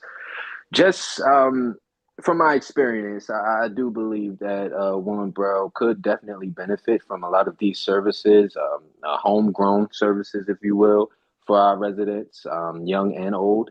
So I'm just chiming in with my 2 cents on the Beloved program. It sounds like a beautiful thing. Thank you, Mr. Phelps.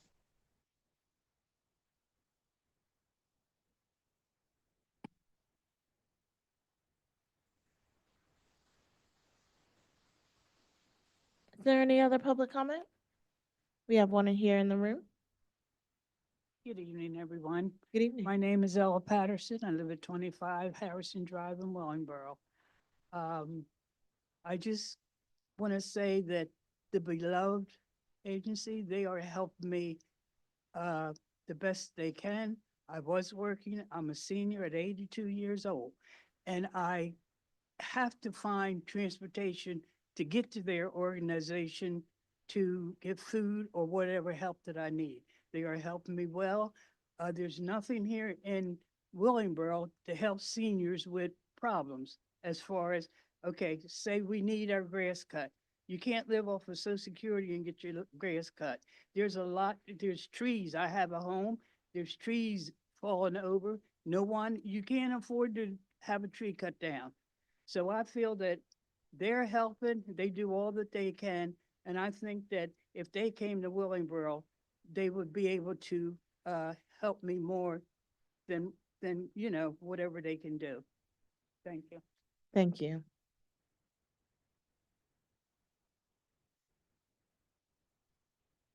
Is there any other public comments online?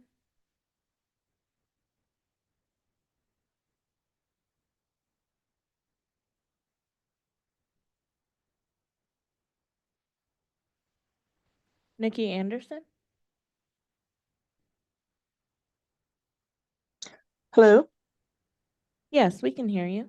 Okay, hi. My name is Nikki Anderson and I'm at 6 Interturn. I just want to say I just found out about Beloved today and I'm thankful, very thankful for that. I stumbled across it, but today I was able to help one person who had just had a baby as well as two people who had just had surgeries. I was able to pick up some produce and take it directly to them. So I'm glad that that program is around and I hope that it continues. Thank you. That's all I want to say.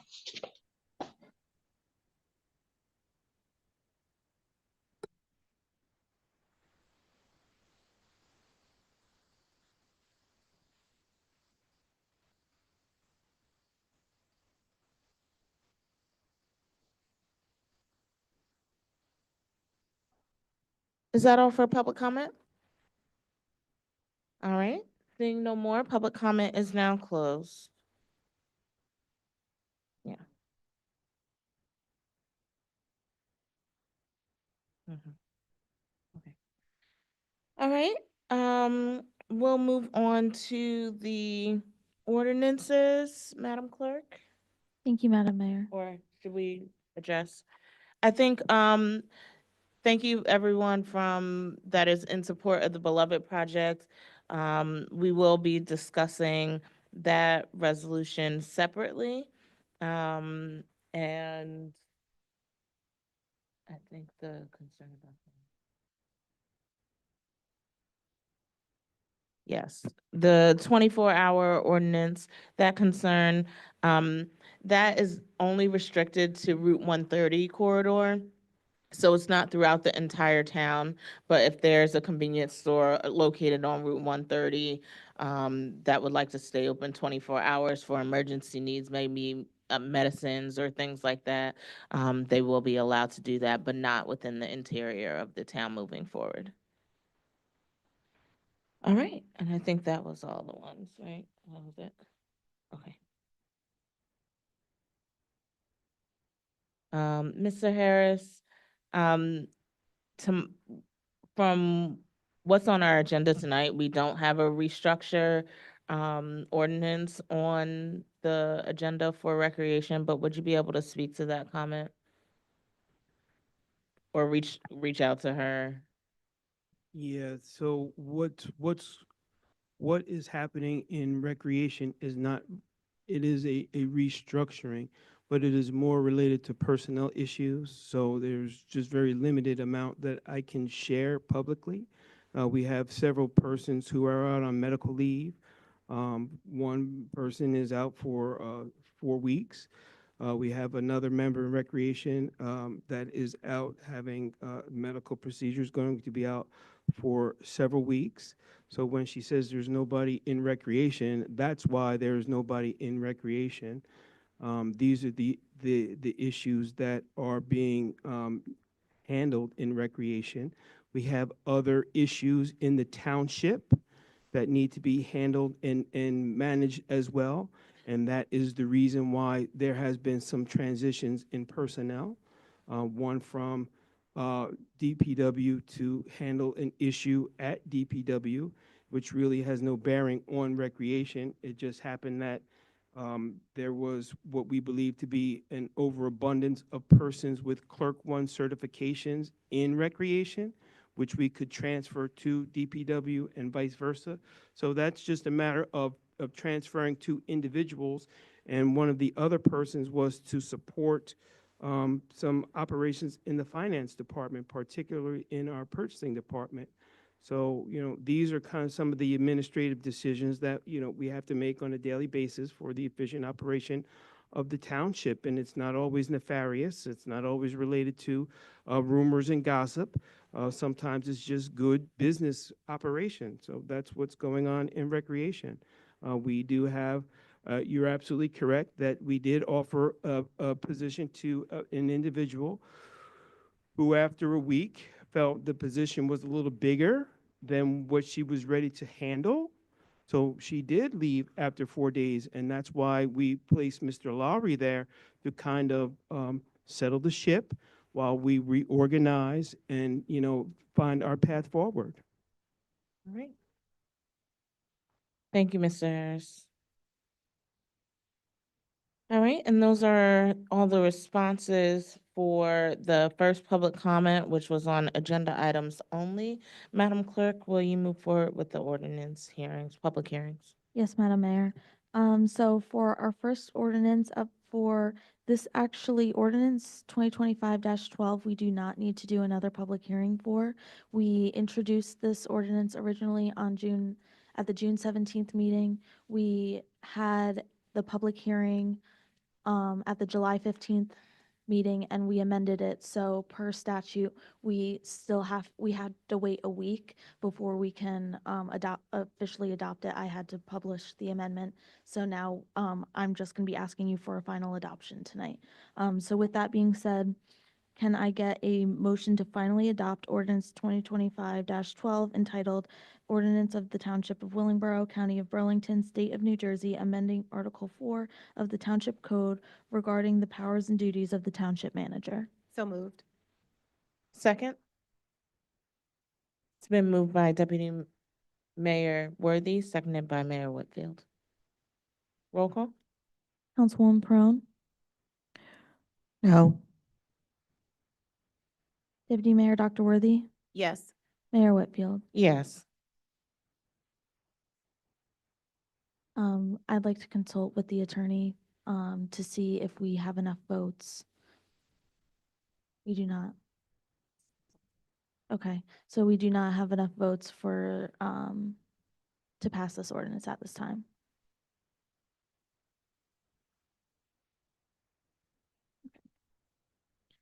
So Our next ordinance, this will have a public hearing, ordinance 2025-14. I'd like to open the public hearing on ordinance number 14 titled Ordinance Amending Chapter 130 of the Code of the Township of Willingboro entitled Convenience Stores, specifically Chapter 130-2, Operating Hours, adding a subsection permitting 24-hour operation for convenience stores within the B1 business zone located along the Route 130 corridor in the Code of the Township of Willingboro. Anyone wishing to come forward to comment on this ordinance, please do so.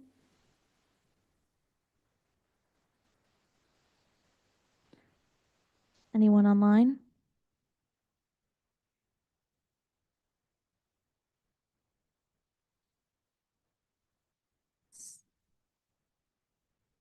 Seeing none, I'd like to close the public hearing on this ordinance. With that being said, can I get a motion to finally adopt ordinance 2025-14? So moved. Second? Moved by Deputy Mayor Worthy, seconded by Mayor Whitfield. Roll call? Councilwoman Perone, Yes. Deputy Mayor Dr. Worthy, Yes. Mayor Whitfield. Yes. Thank you. Moving on, I'd like to open the public hearing on ordinance number 15 titled Ordinance of the Township of Willingboro, County of Burlington, State of New Jersey, creating Article, I think it's 23 of the Township Code titled Deputy Township Manager. Anyone wishing to come forward to comment on this ordinance, please do so. Anyone online?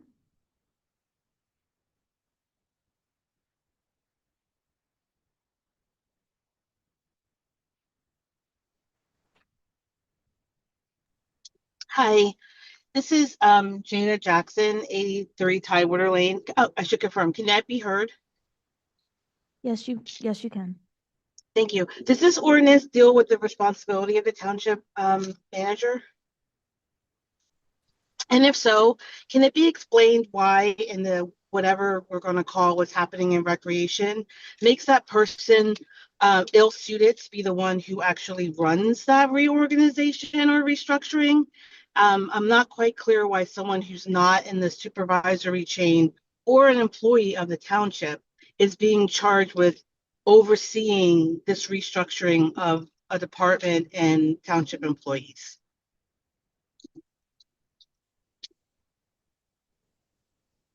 Is that all your comments? Yes. Thank you.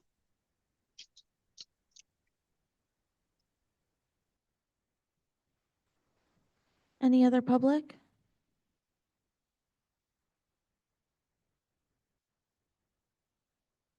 Seeing none, I'd like to close public comment on ordinance number 15.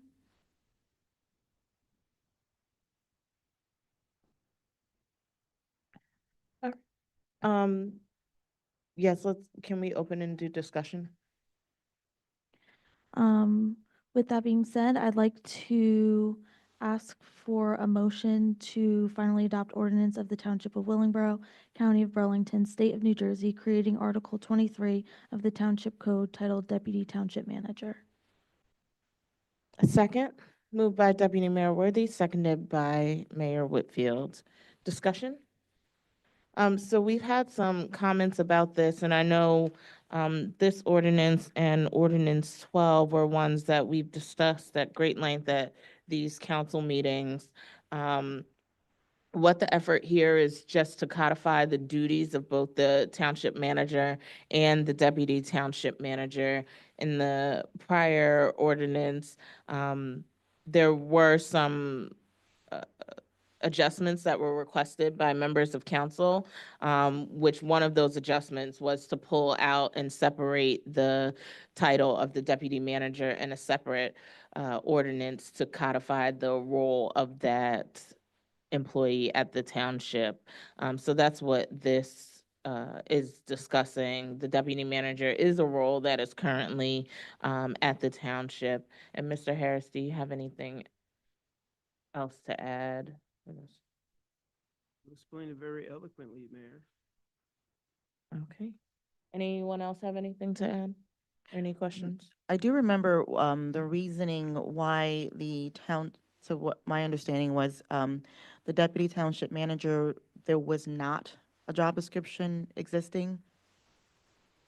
but deputy township manager was an avenue that the township manager could appoint or hire someone to assist him or her while he's in or she is in that role. So, to my understanding, initially, the deputy township manager, which I have no objections for a job description to be created. However, what initially was you took the deputy township manager and combined them with the township manager's position, roles and responsibilities as if it's one. So the suggestion that I had made it was to separate the two, which you have done. As so long as the deputy township manager is exactly that, the deputy township manager, and does not receive a stipend, additional pays for doing his or her job.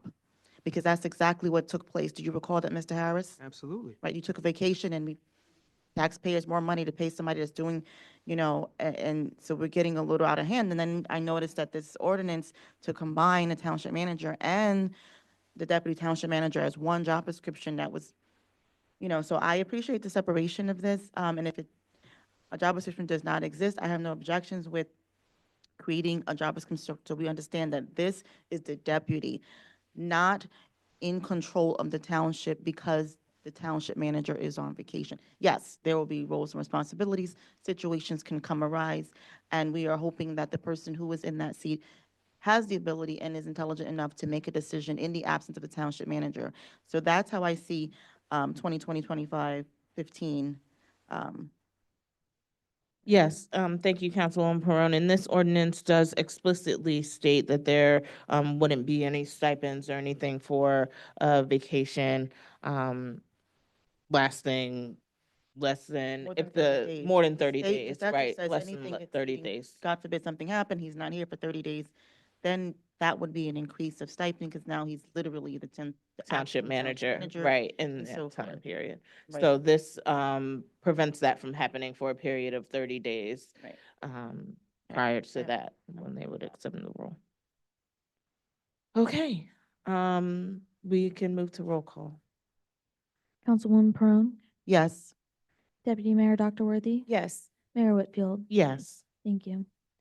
Finally, we have ordinance 2025-16. I'd like to open the public hearing on ordinance number 16, titled Ordinance of the Township of Willingboro in the County of Burlington, New Jersey, providing for the reappropriation of $86,500 proceeds of obligations not needed for their original purposes in order to provide for the various capital projects purchases for the Department of Public Works.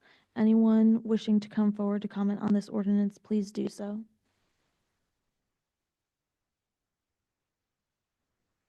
Anyone online?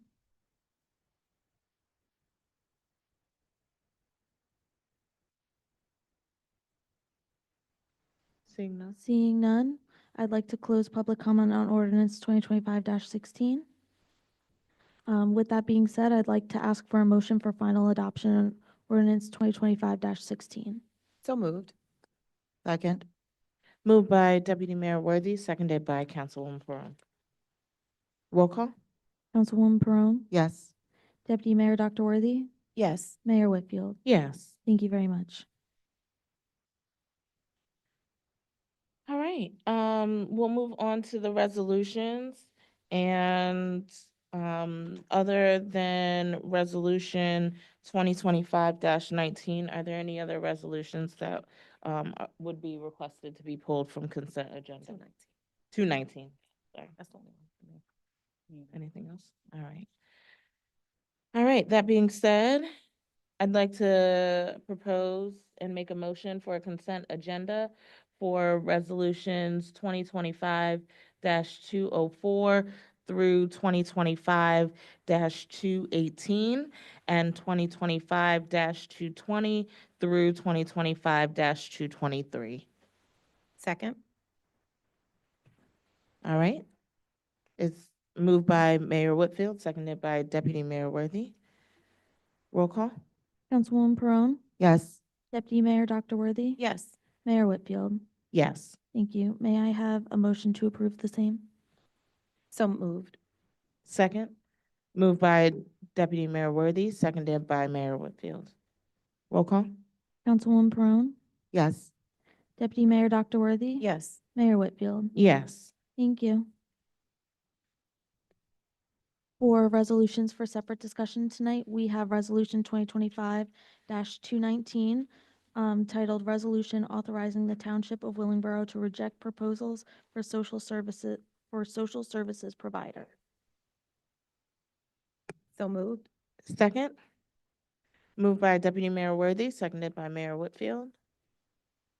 Discussion? Anyone want to start discussion? Whoever wants. Councilwoman Pearl. So I am familiar with the Beloved Project. I've actually called the Beloved Project for people who have contacted me and in need of assistance.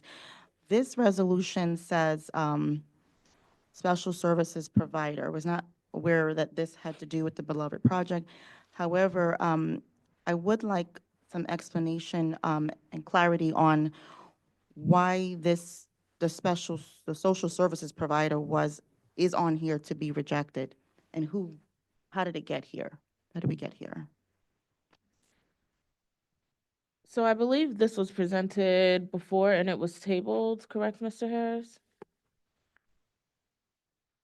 Yes. So we have been out to bid 2 times, or RFP 2 times for Just speak into the mic, Mr. Harris, this way, okay, paper all right. together. So we had been out for this project twice. And part of the issue with the RFP or the project is not that we have any opposition to who the Beloved Project is or what they do, but this is a $144,000 contract to support the Beloved Project, and we really haven't nailed down the integration of how they are going to incorporate into Willingboro Township. So, but also by law, we are required within a certain period of time to award a contract or reject a contract. And I don't feel that there is enough direction from the body, enough understanding from the administration as to how the Beloved Project is going to come into the township and how they are going to incorporate. You know, part of the proposal was that they would do some services at the school and some services at the township. They would be here a couple of days a week and things like that. Those are the details that I don't think are solidified enough to move forward with awarding the contract. So like I said, my recommendation is that we reject the contract to be compliant with our timeframes to award the contract and then revisit this. Okay, Mr. Harris, what's the time frame? Are we past it or is there still time left? The time frame, I believe, is 90 days after, and we are there. Okay. Deputy Mayor Worthy. Okay, thank you. Thank you, Mr. Harris. I appreciate the explanation. I get in trouble all the time for overstepping and being told that I'm micromanaging, and residents have said that I overstep my role and I get blamed on day-to-day, all of this. But this time, I'll just have to err on the side of caution and say, I don't mind overstepping. What do we need to do to make sure that you receive the clarity from council, from the governing body, in terms of the integration of the social services that the Beloved Project can provide into Willingboro Township? I know we've talked about different options, but I believe that in the political climate that we're in, with the increased cost of services and goods, that I don't want some nuances of how to integrate into Willingboro to keep residents from receiving the services. So I'm open to work with my council colleagues to provide whatever direction you need from us that's impeding us from going forward, if it's the will of the body to move forward. So yes, I was never an objection of this services anyway. I'm not sure where the disconnect was as far as what exactly is needed to assist those in need, because that's what the project does, is to help support the less fortunate at this time, so I can't see why we wouldn't be able to award the contract to assist that, Mr. Harris.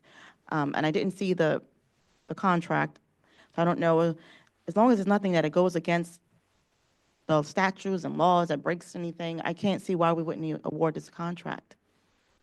Because I do not believe that there has been clear communication from the council that you want to award this contract. And at the last discussion of this, there was a split from folks that wanted to support it and folks that didn't. But if we're all in agreement here tonight, I don't know if we vote this down, if would we be? Question. So if we vote this down, because this says to reject it. Right, So if to we vote it down, then the Then it's contract can no. be awarded? Is that the, Mr. Jason? No, we would have to go out for RFP again. So they already submitted the RFP. Correct, but we have not awarded a contract, so we're rejecting. So when you receive RFPs and bids, you either award a contract or you reject them. So this is what I'm saying, to reject the contract or the RFP and then to go out. Would we be able to award the contract instead of reject it? If that is your desire. Not go back out? We don't want to go back out. If we want to award the contract tonight, can we do that? Mr. Holt? Yeah, I need to, give me a minute to review the resolution. Okay, We'll come back to that one. so I think.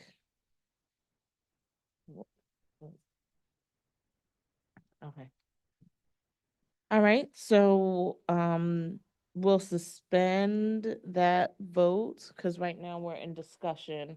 So we'd have to come back and do a roll call for this agenda item, and then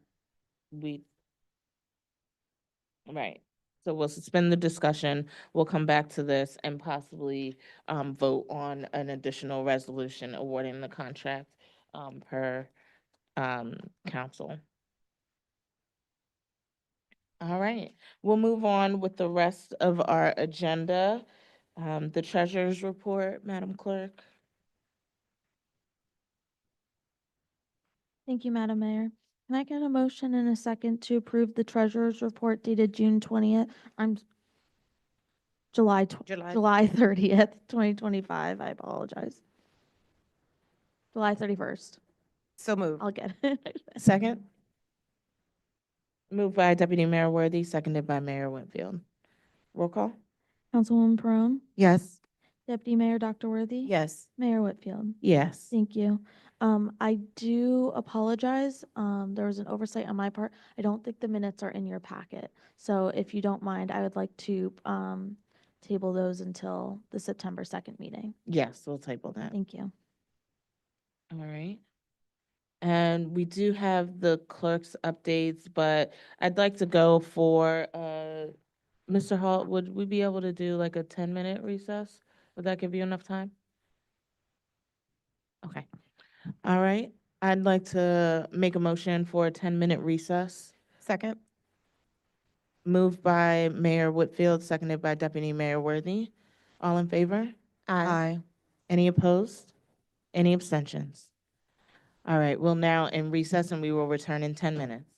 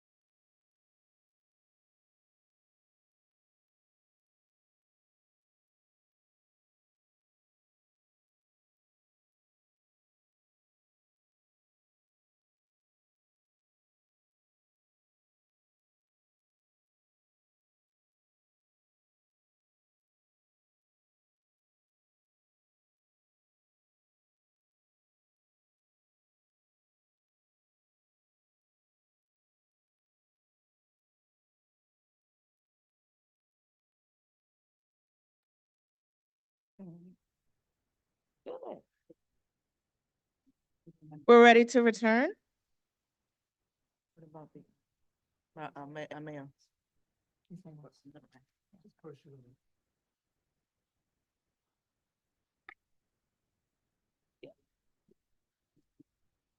Madam Clerk, we'd like to move forward with resolution 2025-219. We are in discussion, and we'd like to go to a roll call for that, agenda item. Yes, Madam Mayor. Can, roll call for resolution 2025-219, Councilwoman Perone, No. Deputy Mayor Dr. Worthy, No. Mayor Whitfield. No. Thank you very much. Ma- The resolution fails. All right, Mr. Holt? Yes. So whereas the governing body of the Township of Willingboro is desirous of adopting a contract for the Beloved Project of New Jersey at $12,000 a month with a $25,000 in-grant stipend beginning September 1st, 2025, and running through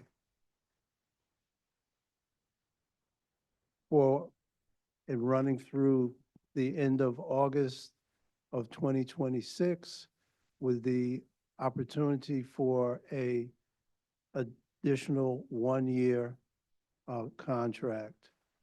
The Chief Financial Officer has indicated that there are sufficient funds available, and this will be committed to writing, identifying the funds, and setting out the terms of the contract, which shall include the terms submitted in the RFP. And is there a motion? So moved. Second.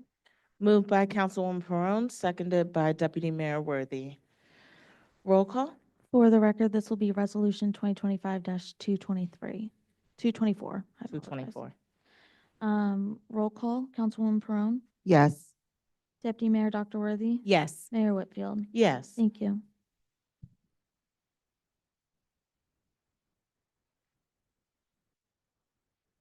All right, we did the minutes are being tabled at this time. Madam Clerk, your report, please. Thank you, Madam Mayor. For my report this evening, we will be hosting our community shred event, like Ms. Jackson said, on Saturday, September 13th, 2025, from 10 a.m. to 12 p.m. The flyers has been circulated in the Willingboro Weekly. However, if you have any questions, feel free to call my office. It is only open to Willingboro residents, and we are limiting it to 2 banker boxes per household.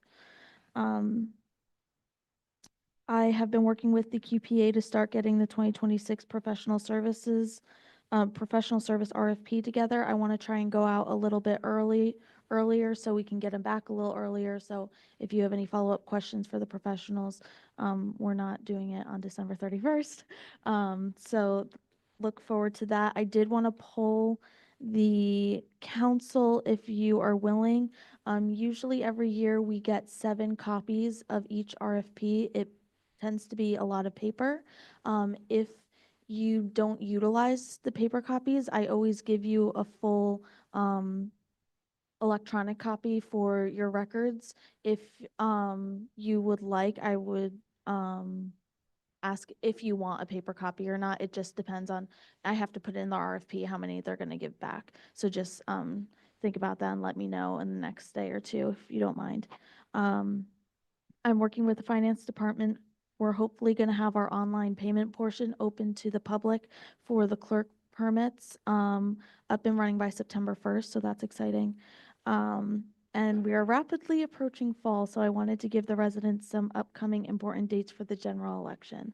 Our general election is November 4th this year. The voter registration deadline is October 14th. Early voting is from October 25th to November 2nd.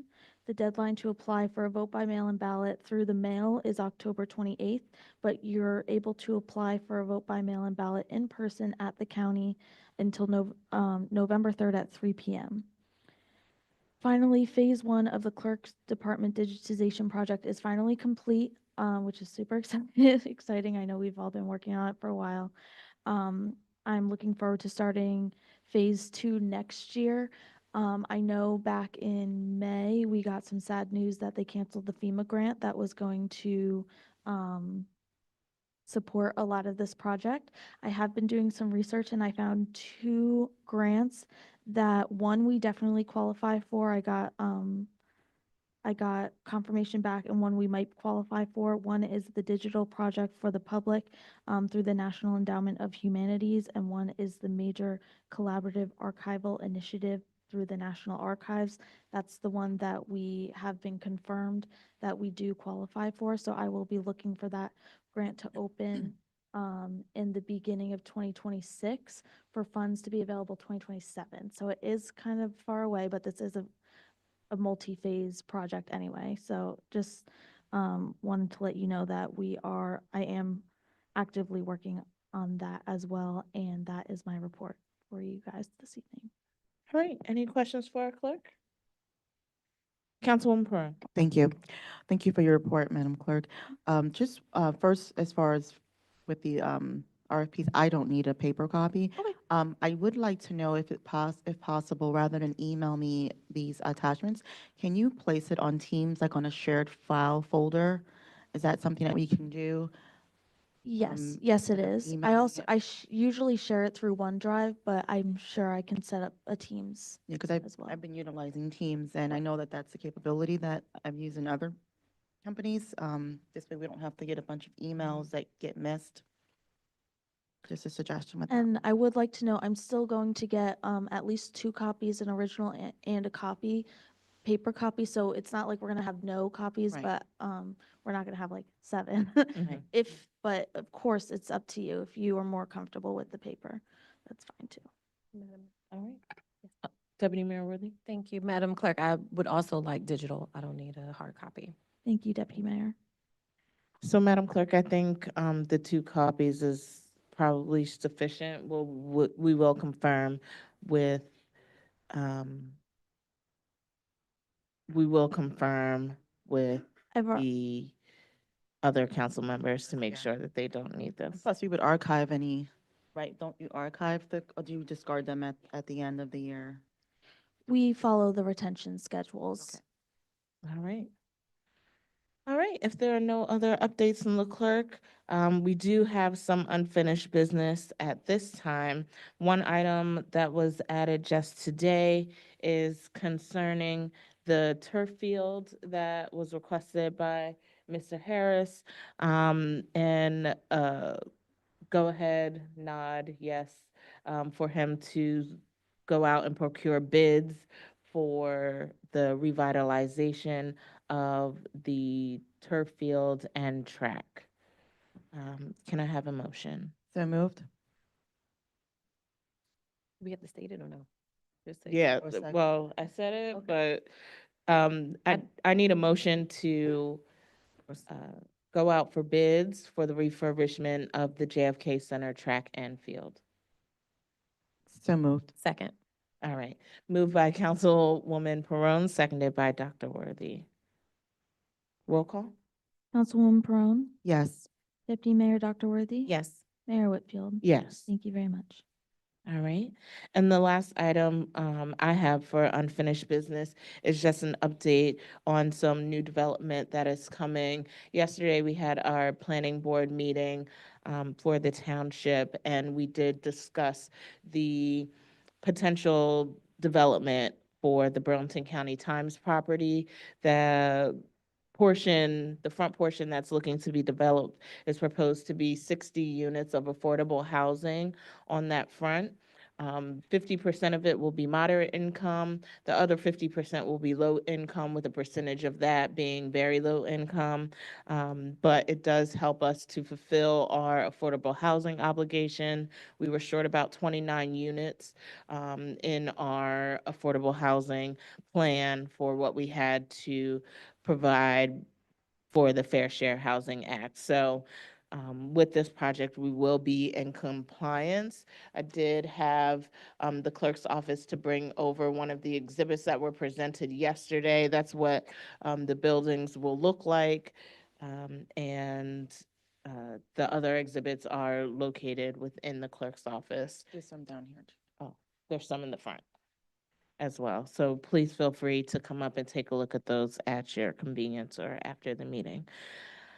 Any other unfinished business or comment? Dr. Worthy? Thank you, Madam Mayor. I did want to say on the affordable housing project, not only will we be compliant, but we will be setting up Willingboro for the future. So we are still actively seeking development throughout for Willingboro. We have a conference that we'll be attending in October to market Willingboro to different developers. And as you know, we're very mindful about what we welcome into Willingboro. We've been approached for, what was it, like a dealership auction that they wanted to bring. It's been things that aren't appealing to the community, not good for Willingboro. So it's not that we're not looking for development, we are, but we're able to meet our requirements and then set us up for the future so we're not in a place where we're behind the ball on setting up affordable housing. I also wanted to echo something the mayor has said in a lot of meetings when we meet with these different developers is that affordable housing is a value in Willingboro. We're not looking to work with people who just want to put up any kind of housing. We believe it's a core value and a strength of our community to welcome people in at different income levels, for them to be able to become first-time homeowners or to strive to become homeowners in Willingboro. So I'm excited about what this could be, but just wanted to share that we haven't given up on bringing more development into Willingboro, but this does help us to meet some obligations that we have. Thank you, Madam Mayor. Thank you, Deputy Mayor Worthy.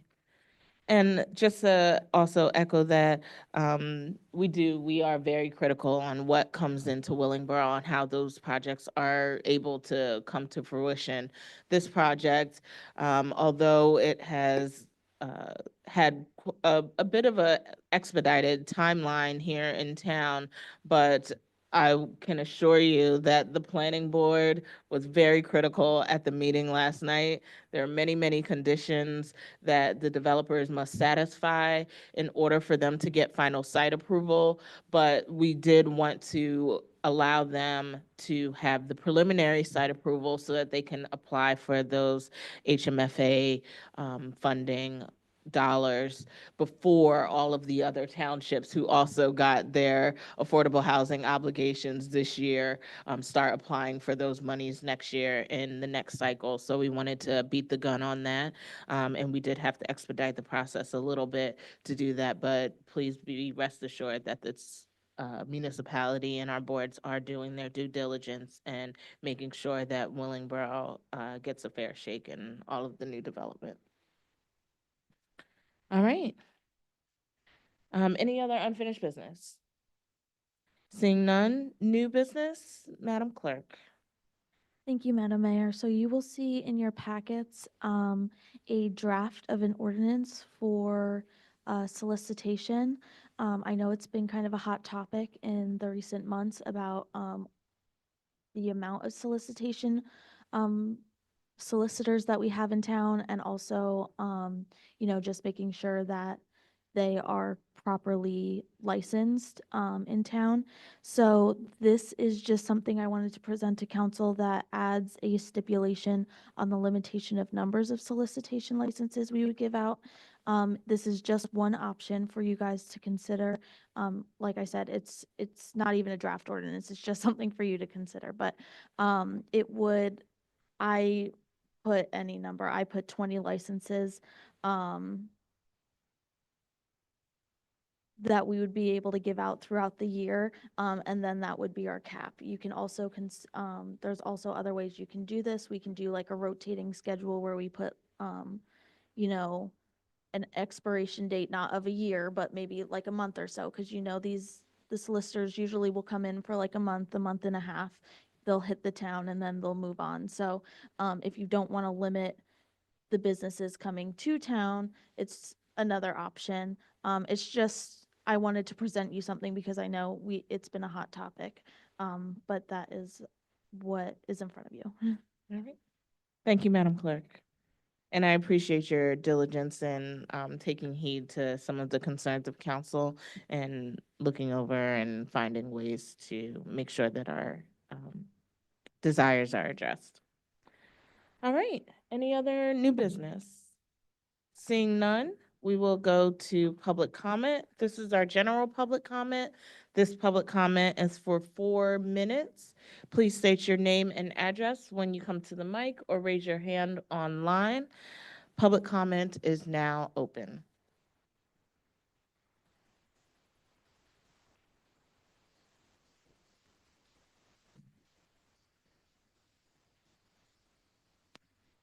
Good evening, Maddie Mallory, Hudson Place. Good evening. In regards to the shredding event, it says that 2 banker boxes. So if you don't have a banker box, what's the exception for that? And are you going to mail out notices or will they only be on the website? The other thing that I would like for council to consider is the recognition of Mrs. Lenore Isaacson, who was a resident. She passed away on the 27th of June.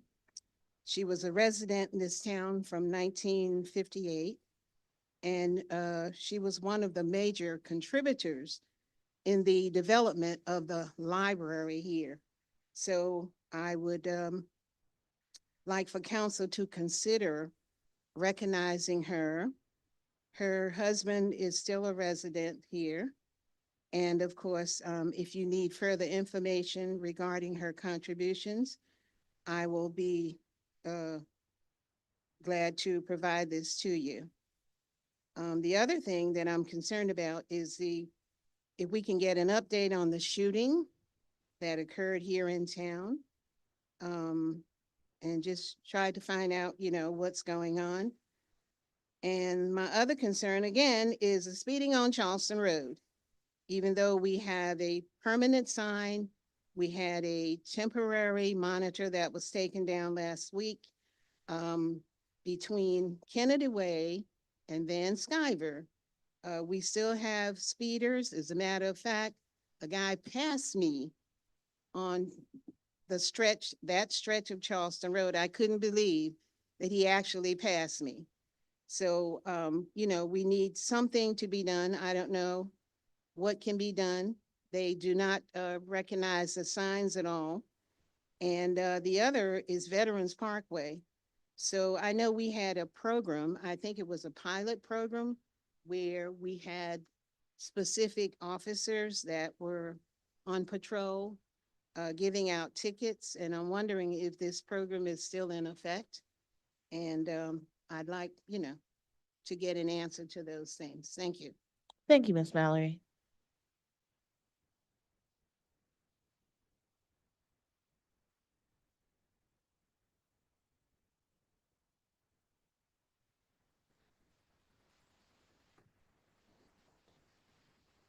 Okay, greetings, William Weston, 44 Bosworth Lane. Yes, I just want to say a couple comments. There will be an MUA meeting tomorrow at 6 p.m. If you go to the wmua.info website, the link is there and the meeting starts at 6 p.m. And some of the things that the MUA does is, of course, we deliver water to the homes in this town and other towns also, but we also process the water leaving the homes to be processed so it can be released back into the environment. And so that's just part of what the MUA does.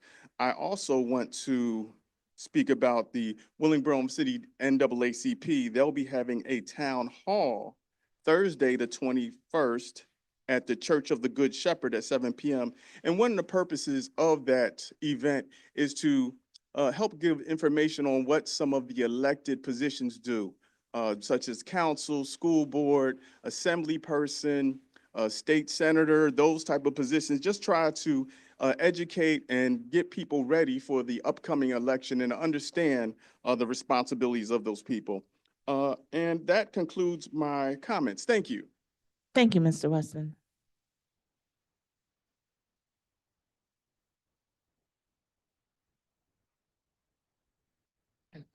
You can come up and. Good evening. Okay. Shirley Dilworth, Newport Lane.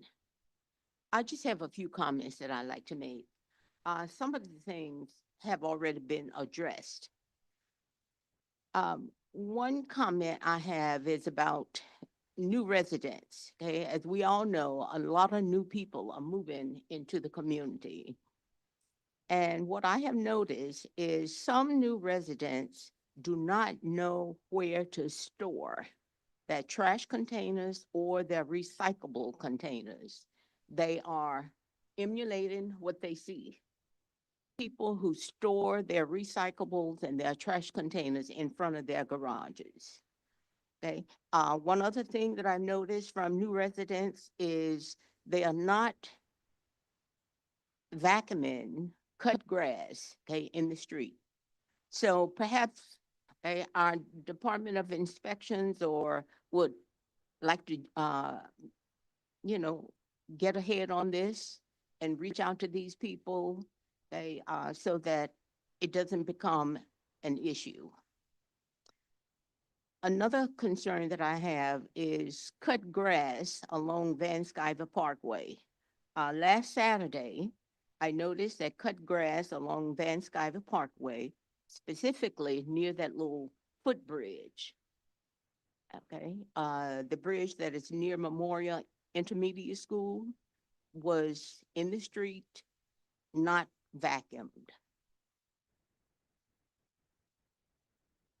Dead shrubbery and trees, okay, in the back of properties along Van Skyver Parkway and Veterans Parkway. I'm just wondering, okay, you know, who's going to pick that up? Will it be picked up? Because there's an awful lot of it lately.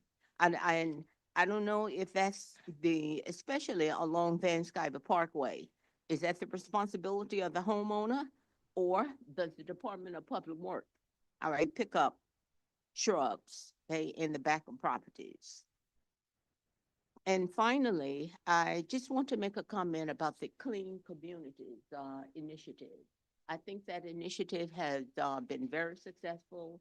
Okay, I appreciate the initiative for being introduced into the community. I think it has worked very well. But what I have noticed is that during the summer months, the neighborhoods, the main streets are not as clean as they are during the school year, right? Perhaps, let me see now. Right. It seemed to work very well, okay, during the summer, okay, when schools are closed. And I'm thinking, does that have something to do with, okay, students? I'm not trying to blame trash, okay, in the streets on the students, but what I was thinking about is, you know, that annual Clean Communities initiative that takes place in the fall of the year. I think it's in September. Would this be a wonderful time to engage and invite, okay, students, school-age students, probably high school students, to come and to participate, okay, in that fall pickup paper initiative? It may even be an opportunity, you know, for high school students to receive some kind of either recognition or, okay, some kind of community service hours, okay, from the school district. That's your time, Mrs. Dilworth. Thank you. Thank you, Mrs. Dilworth. Thank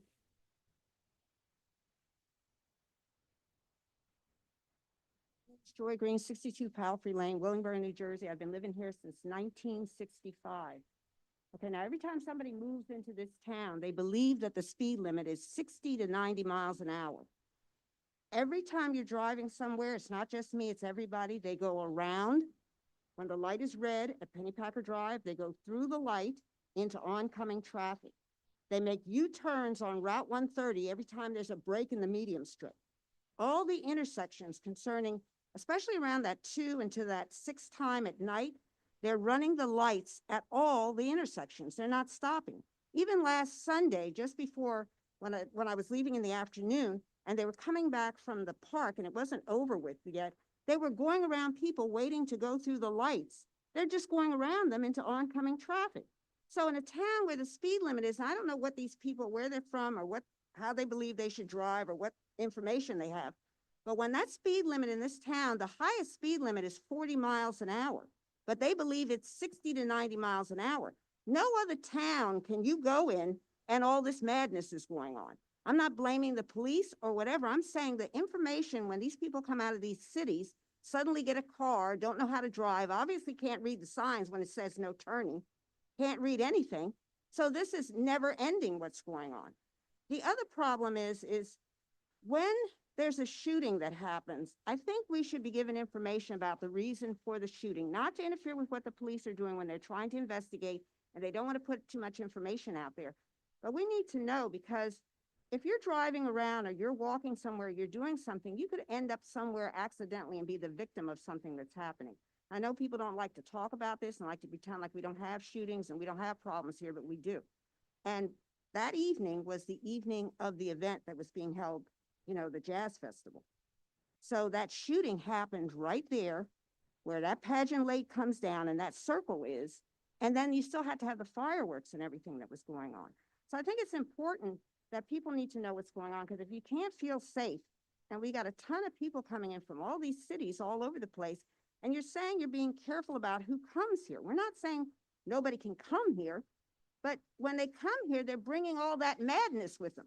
And then everybody else is supposed to deal with it some kind of way. And the other thing is, I know nobody wants to talk about the WMUA, okay, here at this, but since our houses are involved at the WMUA, they need to give out receipts. I've heard from tons and tons of people that they can't get a receipt from them. And if they don't want to do any clerical work there, and the easiest thing for them to do is just to sell somebody's home as soon as it reaches the magic number, well, then something else needs to be done. That's not fair, because all the taxes are coming off the homes. What are you going to do when nobody has a home? Where are you going to get the money from then? What are you going to do? Just invite people from all the cities all over the world? All the cesspools will be here. Okay, now we got another this is a low-income town to begin with. Now you're going to put another low-income piece of property out there in the front. And I know you're trying to get ahead of, I saw the list for the numbers. They're telling every town what they have to do.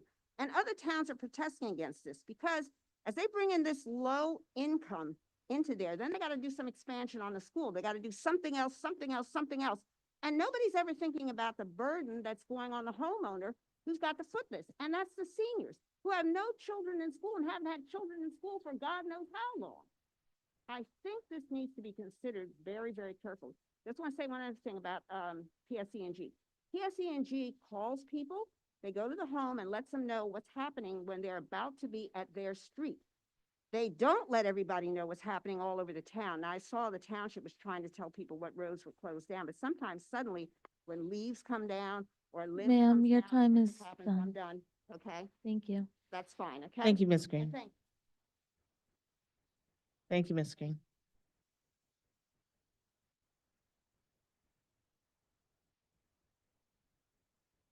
Good evening, Claudine Bag, 4060 Stokes Road. I cannot leave without saying thank you first.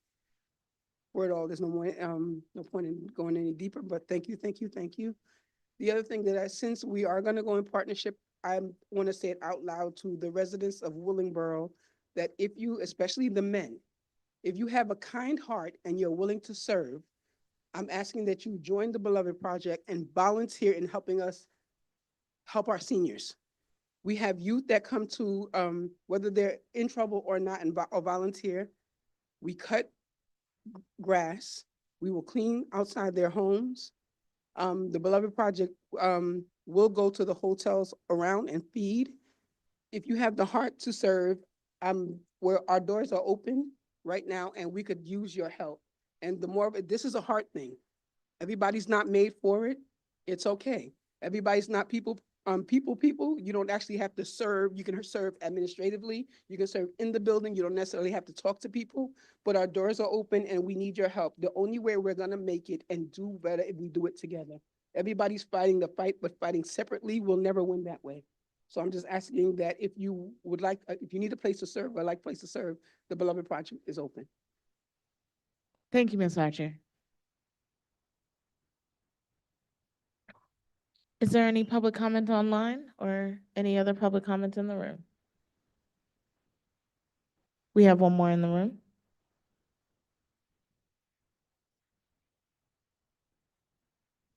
Dexter Roddy from Roddy family, 44 Spiral Lane. I was sent up here by my beloved wife to ask a couple of questions. On our street, we have a very narrow street. We are new to the community. I say that with heavy hearts. We do the speed limit. We try not to speed. Our street is real narrow. 2 times we had an incident with the garbage truck getting down the street because of how the people down here park. I guess everybody parks any which way. However, where we from, if it's 2-lane, if your car is facing this way, it's facing that, you gotta park that way. If it's facing that way, you park that way. I guess down here, everybody parks. However, so the garbage truck is having a hard time getting down the street. So I wanted to know if not just the garbage truck, the buses too, they have a hard time getting our kids during the school year. So I wanted to know if there's some type of like city audience or town audience so that I don't have to wake up every day in the morning time, knock on my neighbor's door to tell them to move their vehicle so the garbage truck could get down the street to actually get our garbage, because it's either that or I'm dragging the garbage truck down the street as my wife tells me to get up so that we can at least get our trash taken. That was one. And then street cleaning. I know we do pay taxes, right?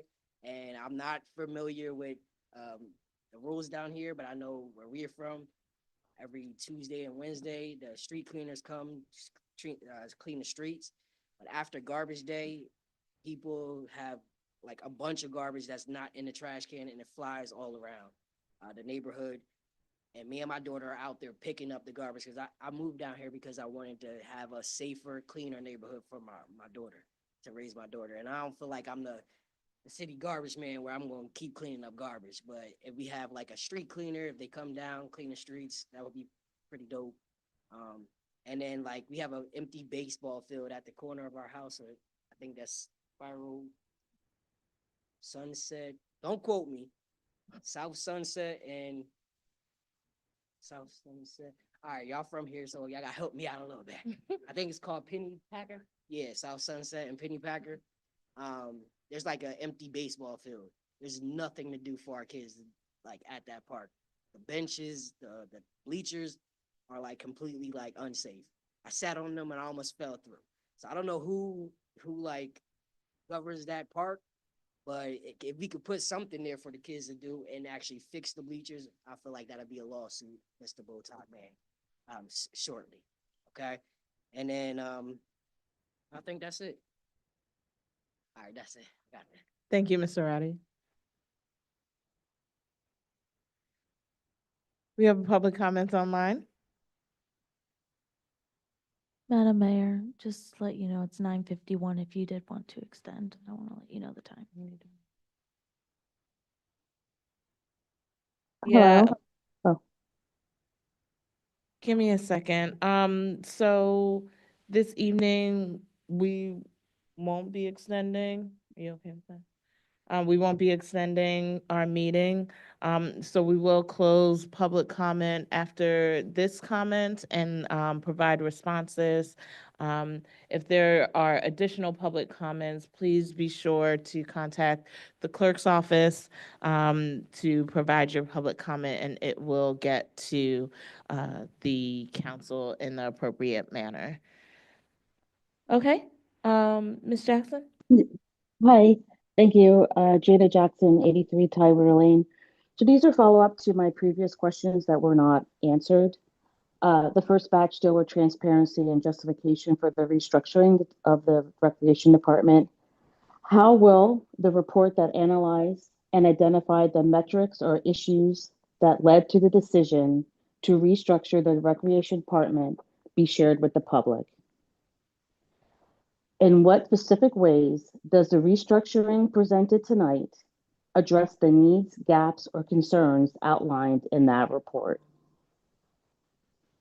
Maintaining standards in future planning. How are you ensuring that the currently scheduled events are being executed at or above the standards previously established? What steps are being taken now to ensure that planning for 2026, which should already be underway, is progressing in a way that does not negatively impact the residents or the quality of future events? Oversight and accountability concerns. Why is a non-employee of the township being permitted to oversee, direct, whatever Mr. Gary is doing, the restructuring process and supervise departmental staff? Please provide the legal citation that gives us authority to support that. And please provide who made the decision for this alternative approach and why. I will attempt again to put these questions in the chat or in the Q&A so that there's clarity on what was asked. Thank you. Thank you, Ms. Jackson. Unfortunately, at this time, we will be closing public comment in order to provide responses to those who have spoken already. So at this time, public comment is now closed. Starting with the responses, Ms. Mallory, the shred event, Madam Clerk, how was that publicized? And if they do not have banker boxes, how will the quantity be determined? Right, so it is publicized on the Willingboro Weekly. I do have paper copies of the flyer if you would like one, Ms. Mallory. It also should be on the calendar on the website. As for the banker box, we were using that more of as just a comparison. You can use any box you want. No, not from. It's more just to help kind of quantify how much you can bring. Okay. Yeah, But it will be taken in boxes, but not in bags. yes. Okay. All right. Also, there was a request for an acknowledgement of Lenore LaCason Isaacson, that's an I, Isaacson, who has passed away. Miss Mallory, I would just ask for you to contact the clerk's office. We do need like an obituary or some other information, and I'd be more than happy to do a resolution of life for Miss Isaacson. Also, there was a few questions about the shooting that had taken place. Captain or Chief Bucks. Chief Bucks, is there? I know there may not be a lot of information that you can provide, but yeah, you're 100% correct. There's not much we can provide. In situations or incidents like this, we work in conjunction with the prosecutor's office, and they're the lead agency, and we assist the prosecutor's office. So all information about that comes from the prosecutor's office. However, some of the things that I can speak about is this wasn't a random act of violence. It was a targeted incident. We are making progress with our investigation. And that's pretty much what I can say in reference to the incident that happened on Paddock Lane, unfortunately. okay. Thank you, Chief.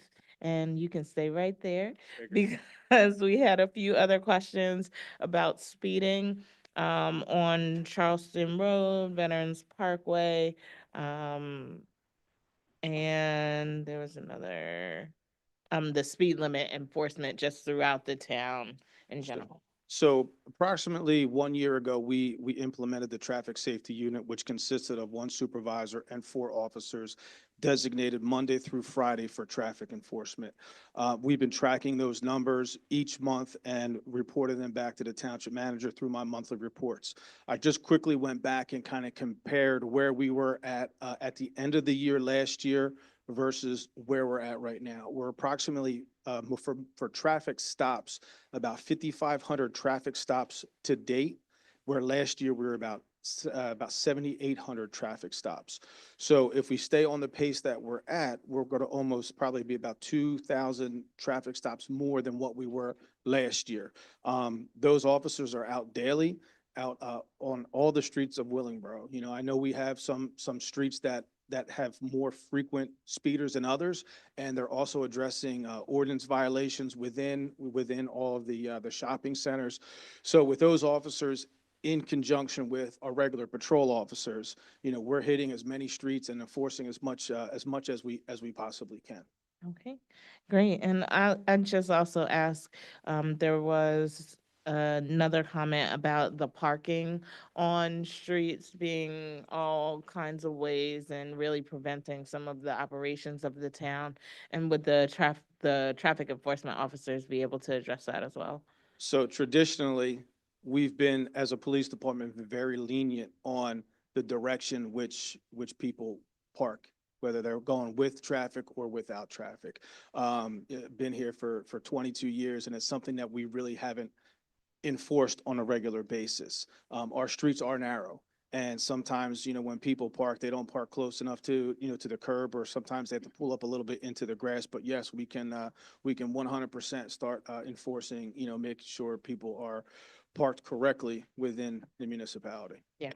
Thank you. And I think even just to start, warnings or just notices might be helpful to make folks aware that that is something that they should pay attention to. Yes, ma'am. Yeah. All right. So we did have a few other things. There were some things about grass cutting, dead vegetation on reverse frontages.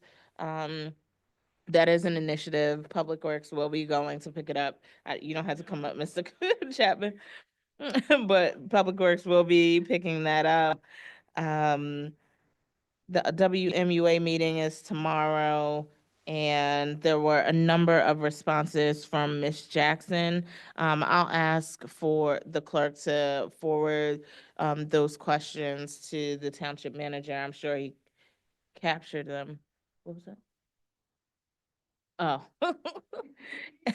Yes, so those questions will be addressed. And Ms. Jackson, just to answer one of your questions, there was a notion that a non-employee is doing work at the recreation department. And I will say all of the employees that we have doing work at the recreation department have been employees of Willingboro Township and are employees of Willingboro Township. But the administration does have the right to move positions around to different departments as to fit the township's needs. And the deputy manager, Mr. Gary Lowry, at this time has been located over at the Recreation Department and is acting as the interim director of recreation at this time. He is an employee, has been an employee, and just to clear that up for you. All the other answers to the questions will be provided via email, or you can contact the clerk's or the manager's office for a response. I want to clarify one thing regarding the direction of the streets, and I just happen to know this because I did have to look it up. There are no ordinance that determine the direction of the streets because it's not a one-way sign on there. So when you drive through the residential area of Willingboro, you will see you can go either direction. So there's really no wrong way. So I just want to, we can look it up later, but unless there's a dotted line or lines in the middle, you can go either way, so people can really park either way.